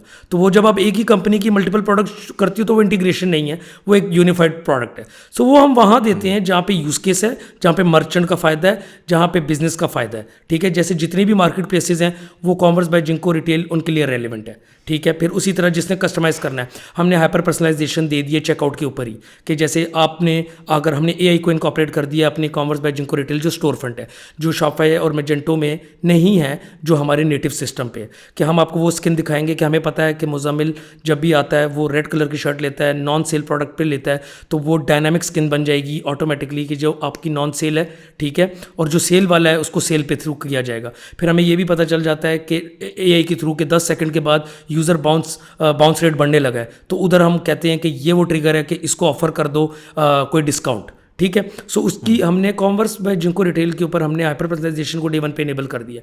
So you will be amazed of this thing कि हमने 30% ऑफ द कन्वर्जन को चेकआउट से पहले इंक्रीज़ कर दिया। चेकआउट से पहले ही हमने 30% ऑफ कन्वर्जन को इंक्रीज़ कर दिया, क्योंकि we understand the funnel of a consumer. ठीक है, कि वो क्या चाह रहा है, कब का चाह रहा है। अगर विंटर है, सो सपोज एग्जांपल है, पाकिस्तान में कुछ जगहों पे विंटर चल रहा होता है, कुछ जगहों पे समर चल रहा होता है।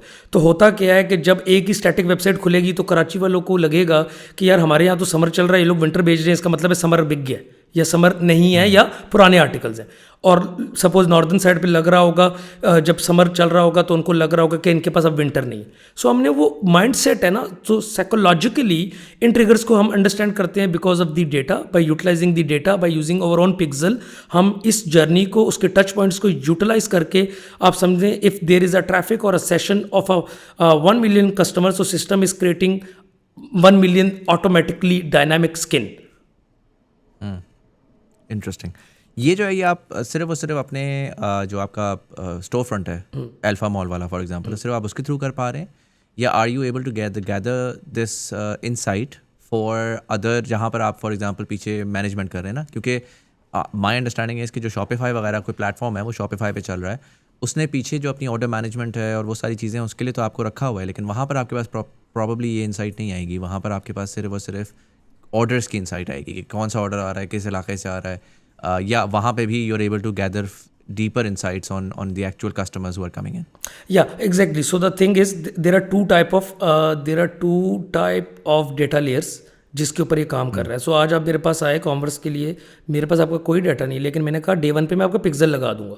जब मैं डे वन पे अपना कस्टम पिक्सल लगा दूंगा तो मैं ये देखूंगा हीट मैप, हॉट जार हमारे अपने हैं, पुश नोटिफिकेशन हमारी अपनी है, वो इतना पूरा कंप्लीट इकोसिस्टम है। तो सपोज मुजम्मिल की वेबसाइट के ऊपर 3 लोग आए थे, 3 में से 2 इस सेक्शन पे गए ही नहीं, तो हम ऑटोमेटिकली उस सेक्शन को चेंज कर देते हैं। ठीक है, आपसे हमें पूछने की जरूरत नहीं है। और कल को आप पूछेंगे ये क्यों हो रहा है, तो हम बोलेंगे बैक बाय डेटा है। तो उसके ऊपर जैसे एग्जाम्पल है, रेड कलर का प्रोडक्ट है, तो उसके ऊपर जैसे फेसबुक, आसान लफ्जों में फेसबुक आपका पिक्सल ट्रेन करता है। ठीक है, वो ये चीज़ तो देख रहा होता है कि इनकी प्रोडक्ट कौन सी अच्छी है, कितनी इन्वेंट्री की डेप्थ है, कितनी कलर की डेप्थ है, फ्रॉम द कंज्यूमर पर्सपेक्टिव इस ब्रांड का कौन क्या खरीद रहा है। तो हम आपकी वेबसाइट के ऊपर ये कर देंगे कि आपकी वेबसाइट ही आपका मार्केटिंग का टूल बनती चली जाएगी और आपकी कन्वर्जन बेटर हो जाएगी और हर बंदे को पर्सनलाइज फील आना शुरू हो जाएगी। एक ही है। दूसरा जो मैं डाटा बोल रहा हूँ वो ये है कि आपके चेकआउट के ऊपर हमें पता चला कि यार पाकिस्तान में कैश ऑन डिलीवरी है, ये बंदा तो इस पेमेंट गेटवे के थ्रू पे करता है, तो डायनामिकली उसको वो ऊपर दिखेगा, बाकी नीचे दिखने चाहिए। इस बंदे का एड्रेस सपोज 370 था, इसने 37 डाला है, उसको वहीं पॉपअप आ जाएगा कि आप गलत एड्रेस तो नहीं डाल रहे, लास्ट टाइम आपने ये डाला था। फिर उसके ऊपर आप 90% आते हो, आप ऑर्डर प्लेस करते हो और आप रिसीव ही नहीं करते हो, तो आपको चेकआउट ब्लॉक मिलेगा। ठीक है, या आपको फूड पांडा की तरह ये मिल जाएगा कि आप भाई कार्ड सी दो, आपको कैश ऑन डिलीवरी नहीं मिलेगी। अब ये सारा बैक्ड बाय डेटा है। सो अब आप देखें सऊदीया में सल्ला के पास 1 लाख स्टोर्स हैं, क्या उधर शॉपिफाई और मैजेंटो ये मार्केट नहीं जा सकती?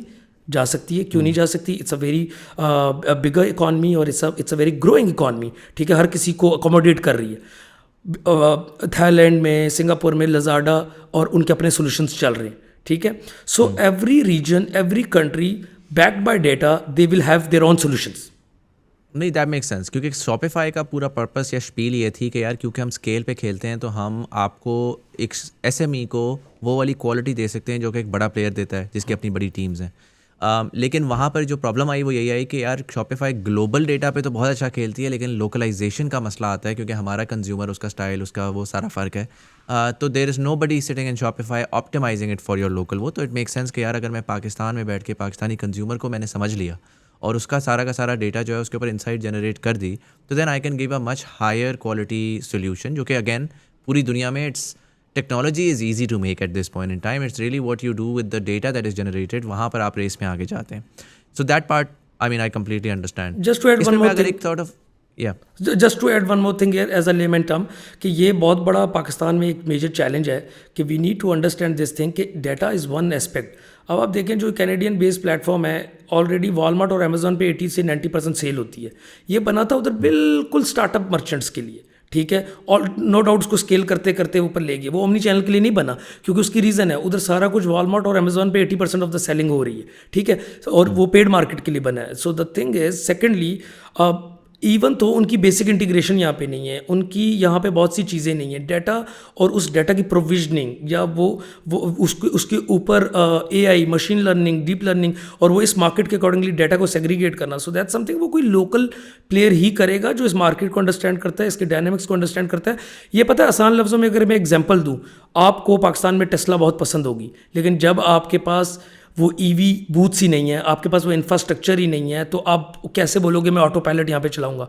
हाँ, जो कंपनी यहाँ पे बनाएगी उसका ऑटो पायलट यहाँ के अकॉर्डिंगली होगा, यहाँ के चैलेंजेस के अकॉर्डिंगली होगा, उसके ईवी बूथ्स यहाँ पे लगाएगी, तो वो कंप्लीट इंफ्रास्ट्रक्चर जब होगा तो वो उस कंपनी की प्रोडक्ट्स ज़्यादा प्रेफर की जाएगी. So we are that company कि हम वो टेस्ला वाली फील आपको यहाँ पे दे रहे हैं, सारा कुछ यहाँ पे दे रहे हैं, and we are replacing that thing कि वो जो कंज्यूमर की और मर्चेंट की नीड है वो पूरी करके दे रही है. मुझे ये बताएं कि आपके पास डेटा तो है, ये तो मान लिया 3.5 मिलियन अगर आप कह रहे हैं कि यार ऑर्डर्स मैं क्लेम कर रहा हूँ, तो you know there is a vast amount of data that is being generated. But अगर इसी के साथ ना, एक तो aspect of data and how you leverage that data. एक मैं आपको एक फीडबैक देता हूँ, आपके बारे में नहीं, बट मैं यूएस गया तो वहाँ पे मैंने लोगों से पूछा कि यार लाम यूज़ किया है, क्योंकि LAAM, I am a big fan of LAAM and the work that these guys are doing to particularly for the industry to take it all over the world, right. वो शीन वाला basically उनका एक back tracking है जिसको वो enable कर रहे हैं. तो मैंने अपने इनके लोगों से पूछा, मैंने कहा यार आप लोगों ने लाम यूज़ किया नहीं किया, वो देखो इतना ज़बरदस्त काम कर रहे, क्योंकि वो लोग क्या कर रहे थे, वो इंडिविजुअली ब्रांड से ऑर्डर कर रहे थे और उनको 50-60 डॉलर की शिपिंग पड़ रही थी. लाम पे आप जाते हैं $25 में आप 10 पीस मंगवा लेते हैं, बड़ा ज़बरदस्त काम है. मुझे फीडबैक उन्होंने ये दिया कि यार लाम की टेक्नोलॉजी बहुत अच्छी होगी, पीछे से उन्होंने जो है ना ऑप्टिमाइजेशन अपनी बहुत अच्छी कर दी होगी, लेकिन जो उनका कंज्यूमर एक्सपीरियंस है ना वो इतना क्रैपी है कि जब मैं जाता हूँ तो वो वेबसाइट मुझे अजीब सी मिलती है. उसके अंदर जब मैं जाता हूँ मैं जाती हूँ और जाके मैं उसमें लिखती हूँ कि यार रेड ड्रेस, तो वो मुझे बंच ऑफ रैंडम चीज़ें दिखाता है. And I was very surprised by that because I you know अरे भाई से मेरी 2 कन्वर्सेशंस हुई, I know he is a rock star. I am curious why that's happened, right, because it's one thing to say कि यार we have the data, it's also another thing to say we are working on that data. But I also feel like one thing that Pakistanis miss quite a lot is the front end UI UX of you know कि एक आम वो उसमें psychology बहुत important होती है. Just AB data निकाल करके उसको ऑप्टिमाइज करने के बजाय आपने एक्चुअली यू नो डिज़ाइनर्स और साइकोलॉजिस्ट्स के साथ मिल के आपने एक सेंस बनानी है कि you know what, how do we create an experience जो कि यूज़ करने वाले को मज़ा आए, राइट. सिर्फ मैंने ये नहीं कहना कि बस ना बेचते तो जुमा बाजार भी लेता है ना, लेकिन जुमा बाजार की सेल में और सेंटोरस की या डॉल्मेन मॉल की सेल में ज़मीन आसमान का फ़र्क होगा in terms of user experience, right. So how are you solving that problem, because I know for a fact, जो मैंने अभी तक आप लोगों का इंटरेक्ट किया, I know for a fact that's a weak area for you. वहाँ पर आपकी इंजीनियरिंग के ऊपर मैं नहीं डाउट कर सकता, यू नो क्लियरली अगर आपके नंबर्स हैं तो वो क्लियरली शो कर रहे हैं. और ये वीक एरिया सिर्फ आपका नहीं, वो पाकिस्तान का वीक एरिया है, राइट. तो हाउ डू यू इंश्योर कि यार ठीक है, क्योंकि शॉपिफाई की फ्लूइडिटी, शॉपिफाई की खूबसूरती, शॉपिफाई का जो अप टाइम है, जो the way that it just sort of works, आप जो भी कर लें it will always work. Pakistan में जब चीज़ें डेवलप होती हैं ना, सम हाउ उसमें डब्बा डब्बा सी होती हैं, आपको देख के पता लग रहा होता है कि यार ये पाकिस्तानी है, at the end of the day जो भी है पाकिस्तानी है, काम कर रही है बट पाकिस्तानी है. How do you make sure that goes away from Pakistani and become a more of a global world class aesthetic and a world class experience that people can use? Okay, so the thing is, Muzammil, as we all know कि जो modern time है, the UI, UX, storefront, all these things, it totally depends कि अगर आप brand बना रहे हैं ना, so how much time you are consuming in it. ठीक है, how you want to display your store.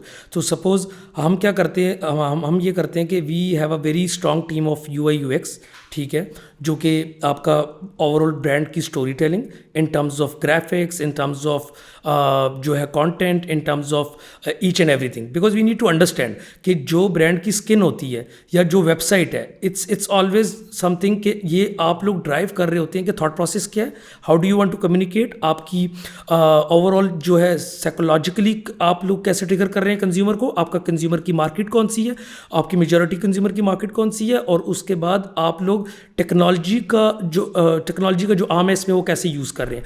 Because अगर मैं इसमें आपको एक बात बोलूँ कि वी हैव 15-20 डिफरेंट वेबसाइट्स, ठीक है, अब उसमें जो कंट्रोल होता है वो होता है डिज़ाइन टीम का. मेजॉरिटी पाकिस्तान में जो चैलेंजेस, डिज़ाइन को कभी सीरियस लिया ही नहीं जाता. इसमें बहुत ज़्यादा जो है वो पेड मॉडल पे इंटरेस्ट लिया जाता है. जैसे आज भी आप अगर पाकिस्तान में बोलेंगे ना कि ये सेक्शन डेड हो गया, इधर हीट मैप लगा के देखें, या ये सेक्शन ऐसा होना चाहिए, मॉडर्न टाइम के फिल्टर्स ऐसे, ये इट्सेल्फ एक जो है ना इवॉल्विंग मार्केट है. आपके कंज्यूमर्स आ रहे हैं, आप उसको स्टडी कर रहे हो, आप इवॉल्व हो रहे हो, आप उसको बेटर कर रहे हो. So no one is going to spend on it till आप उसका माइंड सेट ना हो.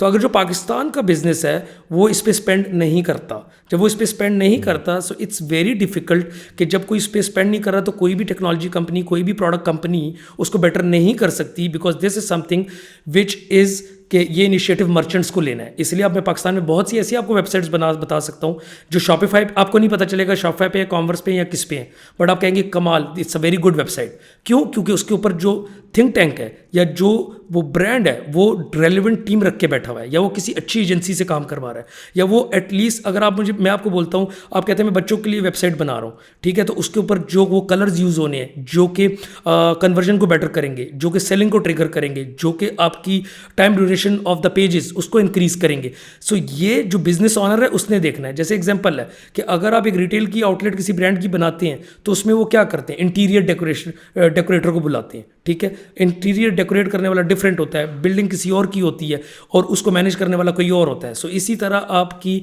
ऑनलाइन बिजनेस के ऊपर भी आपको इंटीरियर डेकोरेटर की ज़रूरत होती है, जो नंबर्स में अच्छा, जो कलर्स में अच्छा हो, जो प्लेसमेंट पे अच्छा हो, जो फॉन्ट्स में अच्छा हो, ठीक है. ये टेकीज डिफरेंट वे से ट्रीट होते हैं, और डिज़ाइनर्स और जो उसके मार्केटिंग वाले हैं, जो ब्रांड बिल्ड करने वाले हैं, जब तक ये एक पेज पे बैठ के आपस में अपने स्किल सेट को यूनिफाइड नहीं करेंगे और फॉर वन सिंगल ऑब्जेक्टिव, ये कभी भी अचीव नहीं हो सकता. टेक्नोलॉजी का इसमें कोई चैलेंज है ही नहीं.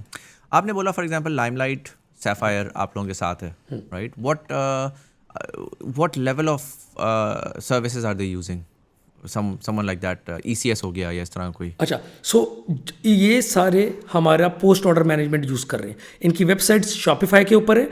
इन्वेंट्री, प्रोडक्ट्स और ऑर्डर आना ये हमारे सिस्टम में आ जाते हैं, और इन्वेंट्रीज भी हम लेके आते हैं. फिर ये सारा बिजनेस लॉजिक के ऑर्डर्स आगे, कौन सा ऑर्डर किस कोरियर को देना है, कौन से ऑर्डर पे कॉन्फर्मेशन कॉल होगी, कौन से ऑर्डर पे IVR होगी, किस ऑर्डर पे व्हाट्सएप भेजना है, किस ऑर्डर पे व्हाट्सएप पे कन्फर्मेशन आ गई, किस ऑर्डर पे एड्रेस गलत था, एड्रेस ठीक करना है, और ये सारा डेटा शॉपिफाई पे अपडेट करना है, ये सारा डेटा ERP पे अपडेट करना है, फुलफिलमेंट कोरियर के पोर्टल पे जानी है, इनवॉइसेस हमारे सिस्टम पे ऑटो बननी है, पिक पैक शिप होना है, रिटर्न आना है, सारा कुछ होना है. ये पूरी जर्नी हमारे सॉफ्टवेयर के ऊपर होती है. तो शॉपिफाई यूज़ नहीं होता ना, ERP या ये चीज़ें यूज़ होती हैं पूरे ऑपरेशनल प्रोसेसिंग के लिए.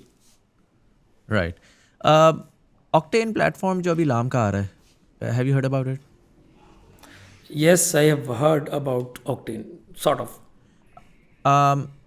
मैं थोड़ा सा उसके बारे में समझना चाहूँगा कि is that similar to what you are doing और is that something different? And what I am alluding to is, अगर आप पाकिस्तान में आपने ये सारा का सारा प्रोसेस मैनेज कर दिया, सैफायर है, यू नो, एंड अगेन मैं सैफायर की एग्जांपल दूंगा. सैफायर की दो वेबसाइट्स हैं, एक सैफायर ऑनलाइन है which is the global website, and then there is the Sapphire Pakistan which is a Pakistan focused website, right?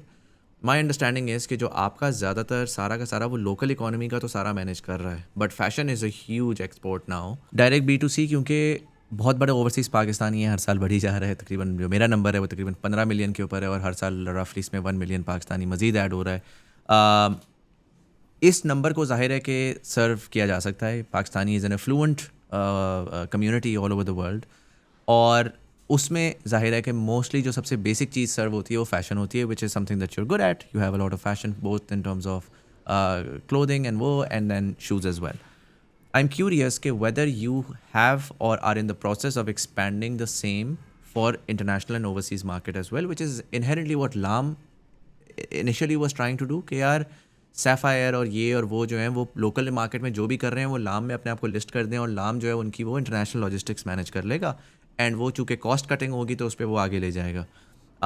लेकिन जाहिर है जब भी एक एग्रीगेटर प्लेटफॉर्म आता है ना, तो इवेंचुअली स्केल के ऊपर there is always a requirement कि यार जो भी कस्टमर है वो अपने खुद से भी वो चीज़ मैनेज कर लें। That's I think what Lam is, in my understanding, what Lam is trying to do with Octane, कि यार ठीक है आपने हमारी फैक्ट्री में नहीं डालना, आपने लाम के ऊपर अपने आप को नहीं डालना, तो आप हमारा पीछे इंजन इस्तेमाल कर लें, and through that engine we become your fulfilling agent, we become your aggregator, whatever, and you still sell on, let's say, Sapphire online.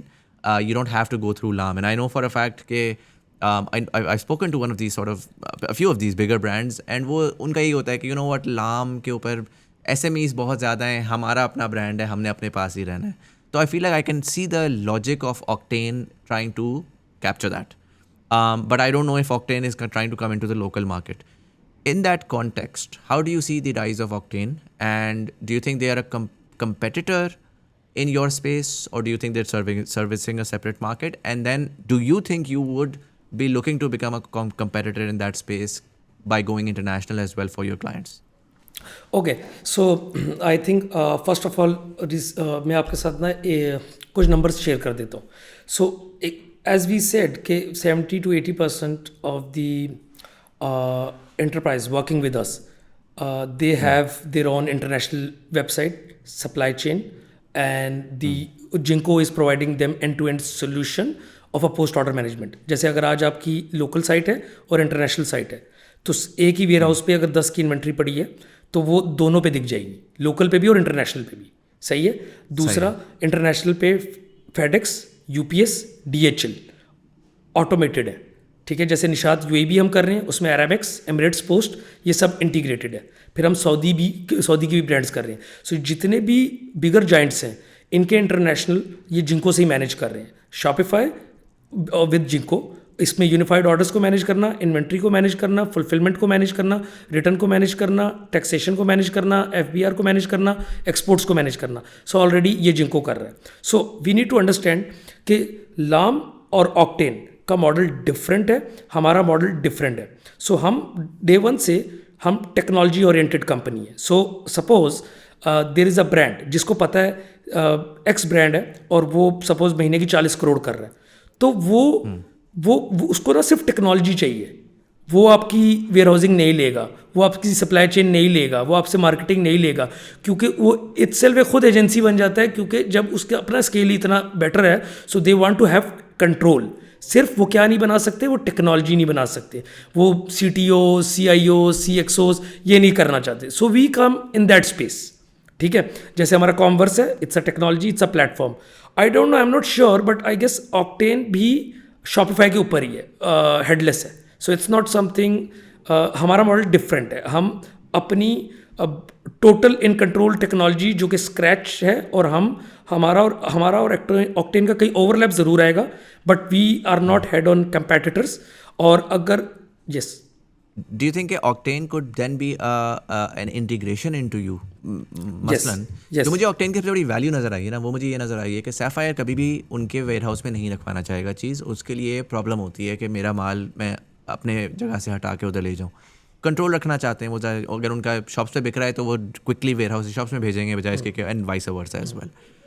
Octane की जो मुझे वैल्यू उनको नज़र आ रही है वो प्योरली ओवरसीज़ ऑपरेशंस में नज़र आ रही है, अनलेस वो लोग बहुत ज़्यादा कोई मैसिवली लोकल उसके अंदर कोई वैल्यू प्रोवाइड करना शुरू करें. फिल वक्त मुझे उसमें ये आ रही है कि यार जहाँ पर हमें वो जो आपने कहा ना DHL, FedEx वगैरह, तो वो बेसिकली उस प्रोसेस को ऑप्टिमाइज़ कर रहे हैं कि यार DHL $25 के बजाय उनकी जो नंबर है वो ये कहता है कि यार पर केजी हम $2 तक नीचे ले आएंगे, राइट?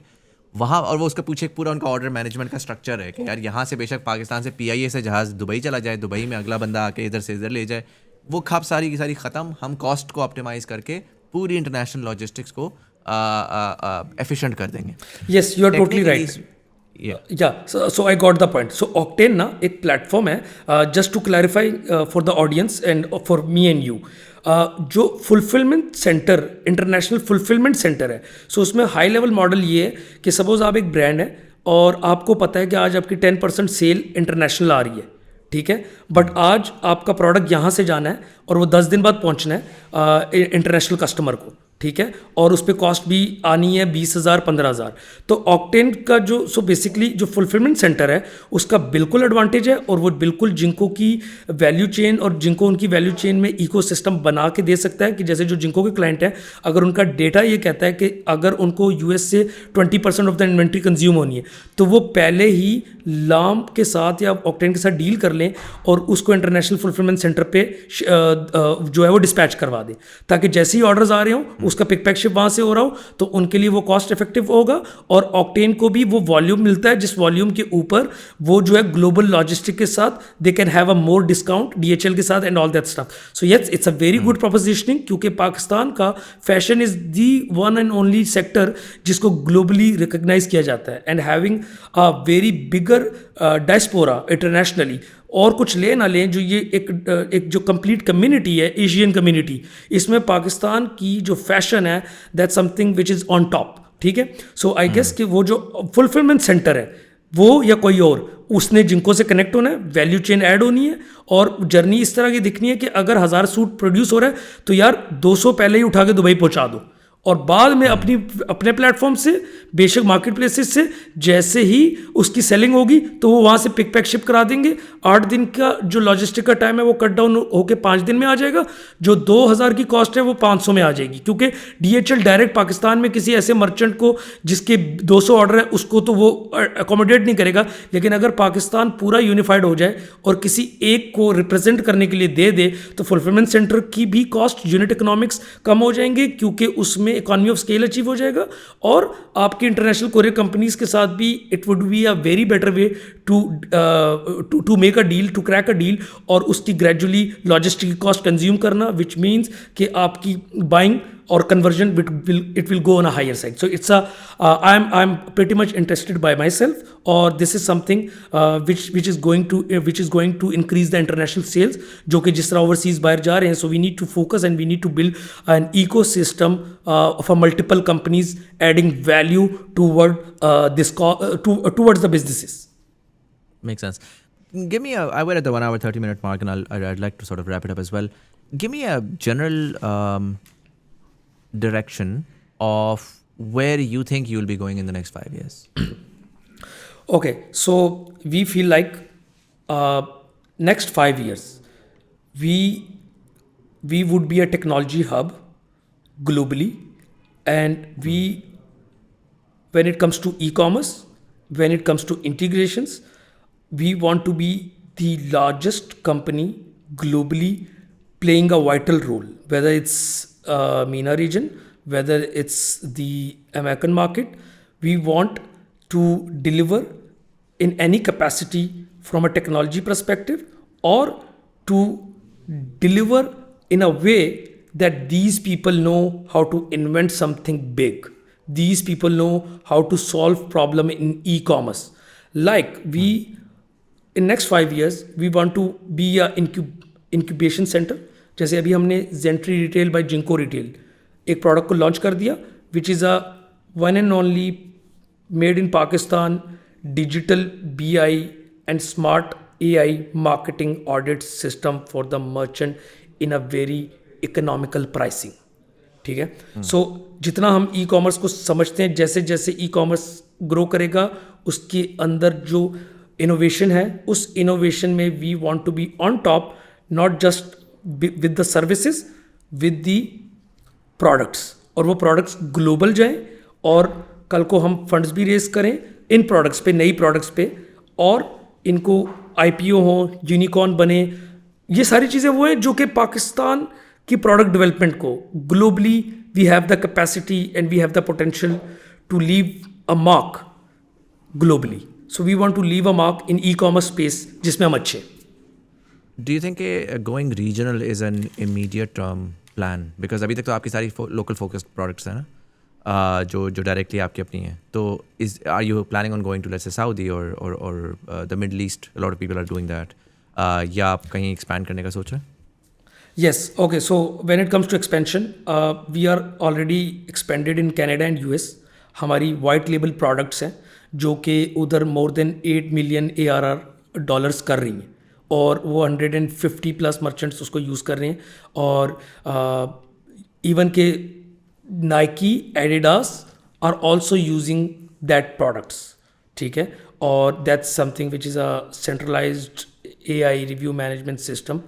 और ऑलरेडी वी जो हमारा टेक्नोलॉजी का मसल है वो कनाडा US में ऑलरेडी सर्व कर रहा है उधर की मार्केट को.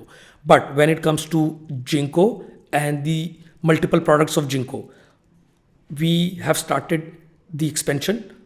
हमने सऊदीया और दुबई को पे टारगेट करना स्टार्ट कर दिया. We have already existing customers in Dubai and there are talks in Saudi as well, जिसमें obviously we are getting warm up और हमारी कनेक्टिविटी और वो सारी चीज़ें होना जो है वो स्टार्ट हो गई हैं. So the next big goal is to conquer the multiple market, similar market like Pakistan, like Egypt, like Africa, like Saudi जहाँ कैश ऑन डिलीवरी है, जहाँ इसी तरह के चैलेंजेस हैं. We will drive. एक मैं आपको ना बड़ा इंटरेस्टिंग स्टैट्स देता हूँ. So the thing is Egypt जो है वो 80-90% कैश ऑन डिलीवरी है. ठीक है, 70% सऊदी कैश ऑन डिलीवरी है. ठीक है, सो हम 96% कैश ऑन डिलीवरी है एंड हमारी आबादी है 25 करोड़. ठीक है, सऊदीया की आबादी है 3 करोड़ 30 लाख. ठीक है, इजिप्ट की आबादी भी इसके नियर ही है. I am not sure with the numbers. So the way we are solving our problem, automatically this will become the invention and innovation for that market. ठीक है, जैसे ऑब्वियसली अगर हमारी जो कुछ अदारे या आर्मी हैं जिनका स्किल सेट बहुत अच्छा है और सारा कुछ है, सो वो यहाँ से वहाँ ट्रैवल करते हैं फॉर द ट्रेनिंग और उनको वो लीड करने के लिए. सो इसी तरह जो चैलेंजेस हम सॉल्व कर रहे हैं, हमारी जैसी कंपनी सॉल्व कर रही है एक बिगर डेटा पे और जो इतने टच पॉइंट्स पे. सो जब उनका टारगेट ये होगा कि 3 करोड़ 30 लाख के ऊपर 70% से उनको नीचे आना है, तो वो हम 25 करोड़ जो 5th लार्जेस्ट पॉपुलेशन वाला कंट्री जो 96 से नीचे जाएगा. So we will have these things automatically resolve in this region, जिस पे हमारा पोटेंशियल बहुत ज़्यादा होगा उन मार्केट्स को, अब उन मार्केट्स पे इन्वेंशन करना, ग्रो करना, इनोवेशन करना. ठीक है, so we are in talks with the reasonable companies, investors in Saudi, and we have started focusing Saudi. We have already registered a company in Dubai. We have got few clients. So this is something in next 2 to 3 years we will conquer multiple regions by solving what we have already solved in Pakistan. Pakistan would be a test market, and later on we will start over export. जैसे हर business की need होती है, हर business का एक mission होता है, एक vision होता है, प्राइमरी गोल होता है. हाँ, हमें पाकिस्तान भी बहुत इफेक्टिव मार्केट है. Just to give you this thing कि मुझे सऊदीया में इंडियंस आके कॉम्पीट कर सकते हैं, इजिप्शियन आके कॉम्पीट कर सकते हैं, मुझे दुबई में कॉम्पीट कर सकते हैं, लेकिन पाकिस्तान अगर मेरा गढ़ है और अगर मैं यहाँ से लेस मार्जिन पे ज़्यादा पेनिट्रेट करके एक बिगर पाई उठा लूँगा, सो it's a safer market for me. Because there is no competition, international competition. Right. What's your average year-on-year growth over the last 3 years? So average year-on-year growth from last 3 years is like 70 to 80%. 50 to 80%. जब आपकी economy का down side आया था तो उसमें पाकिस्तान में, ज़ाहिर है obviously you're a order volumes based company, right? आप चार्ज करते हैं कि यार जितना ऑर्डर आएगा उतना हमारा होगा. तो आपके ऑर्डर वॉल्यूम्स में फ़र्क पड़ा था 2022 से 2024 का जो डाउन टर्न आया था इकोनॉमी? नहीं, देखें, यही तो पॉइंट है.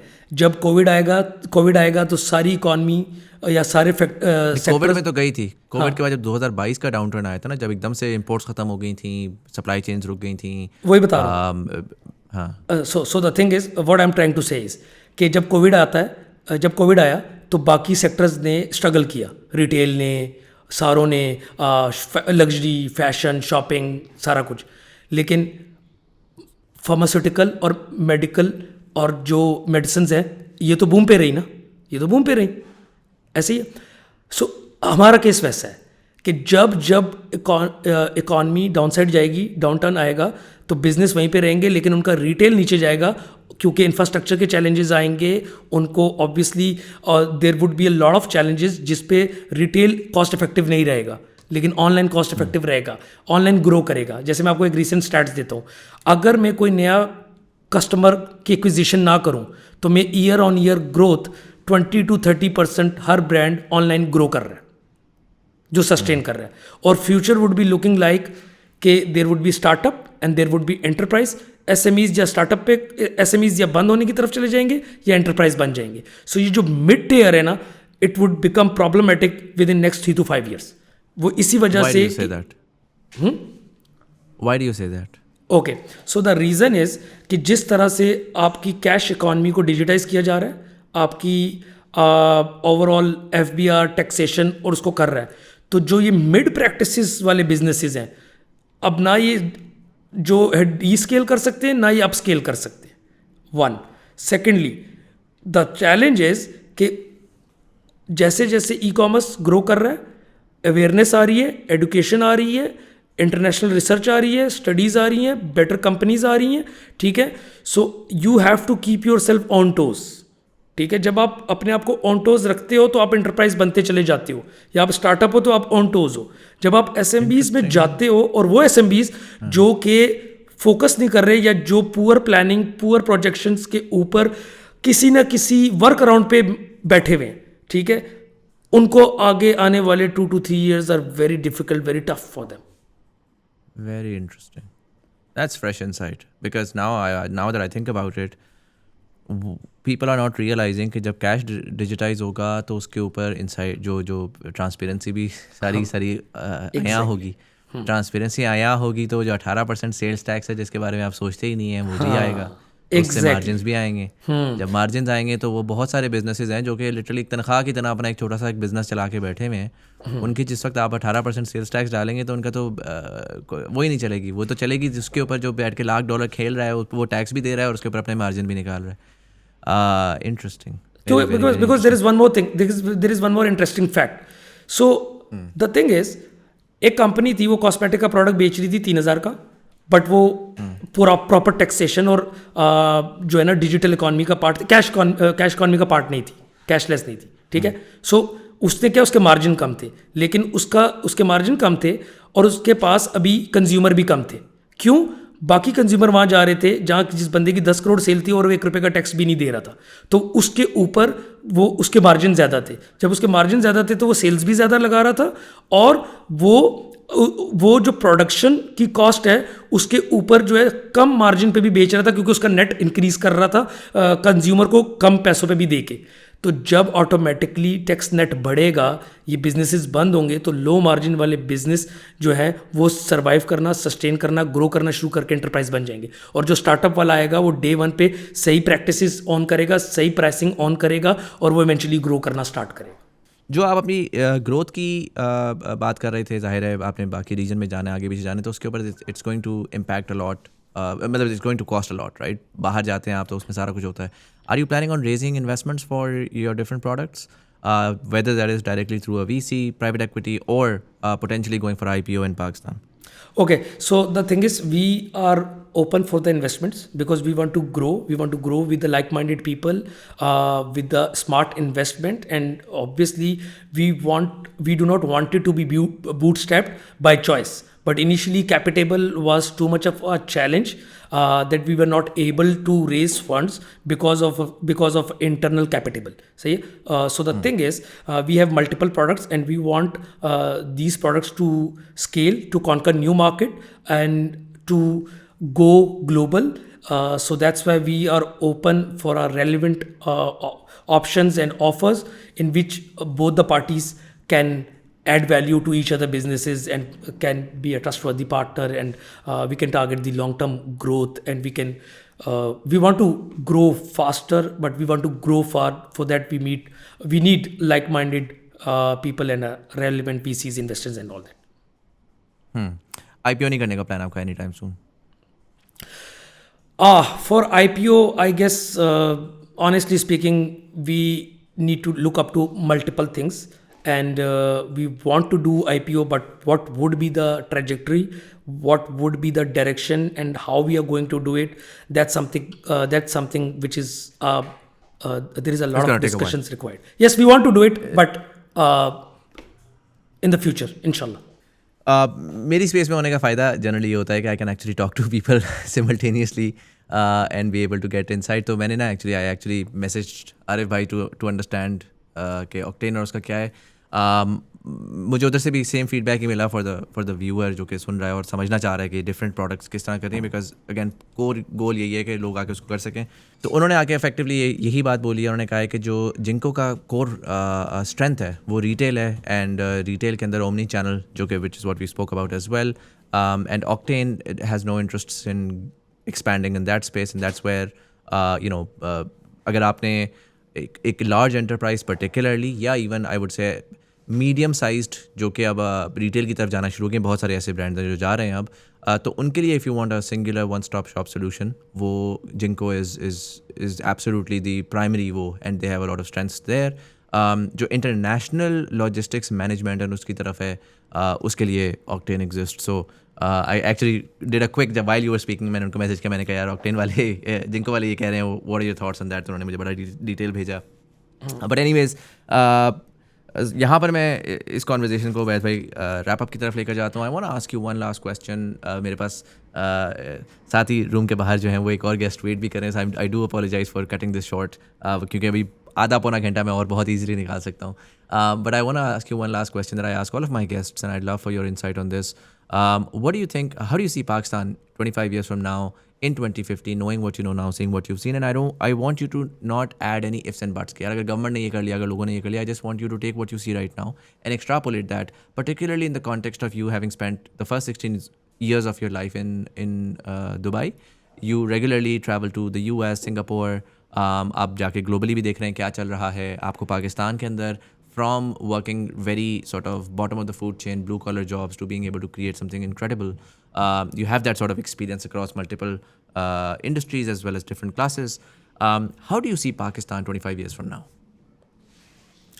So, honestly speaking, I see Pakistan in a very vulnerable position in next 25 years, because what I feel like is there would be money everywhere. There would be stability when it comes to economy, but when it comes to the society, when it comes to the planet, it would become a disastrous place to live. And I do not see, as you said, do not use if and buts. So I'm talking about, I'm talking from my gut, my intuition, and what I'm feeling, what I'm facing, and all that stuff. I see today the problem is economy, the inflation and all that stuff. In next 25 years, we would be discussing about water, ozone layer, the air, quality of air, breath issues, organ issues, like a lot of societal issues. We will revert ourselves to the uncivilized nation, and we would be a very difficult place when it comes to, we will become a very difficult place as a society, as a planet, because this is Allah na kare aisa ho, but this is something which is my prediction. अगर आज बैठ के कि आप 25 years की prediction कर रहे हैं या शॉर्ट एंड मीडियम टर्म की प्रेडिक्शन कर रहे हैं? 25 साल तक यही होने की प्रेडिक्शन है. अल्लाह ना करे ऐसा हो, but it would be very difficult to live here. और पैसा मसला नहीं होगा, इकोनॉमी मसला नहीं होगा. Why do you think so? What compels you to believe कि ये मसले हो सकते हैं?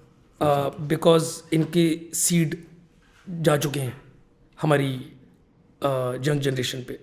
आज जिसके घर में पैसा है लेकिन जहाँ पैसा नहीं है, दोनों में ये चीज़ जा चुकी है और वो सीड बोया जा चुका है। तो जब ये बिल्ड निकलेगी तो ये एक ही तरह की बीमारी में फंसेगी, और जब ये एक ही तरह की बीमारी में फंसेगी तो जिसके पास पैसा होगा या पैसा नहीं होगा, अगर किसी का हार्ट फेल होता है तो वो जिसके पास पैसा है या जिसके पास पैसा नहीं है, जब हार्ट फेल तो सब फेल, कब्र में कुछ नहीं जाता। ठीक है। सो हवा, पानी, आपकी मोबाइल, आपकी इंटरनेट टॉक्सिसिटी, आपकी जो सॉर्ट ऑफ जो आपका ब्रेन ड्रेन, और जो ब्रेन ड्रेन खाली इस तरह नहीं है कि आपका स्किल सेट है, आप डॉक्टर चले जाएंगे, सब बाहर चले जाएंगे।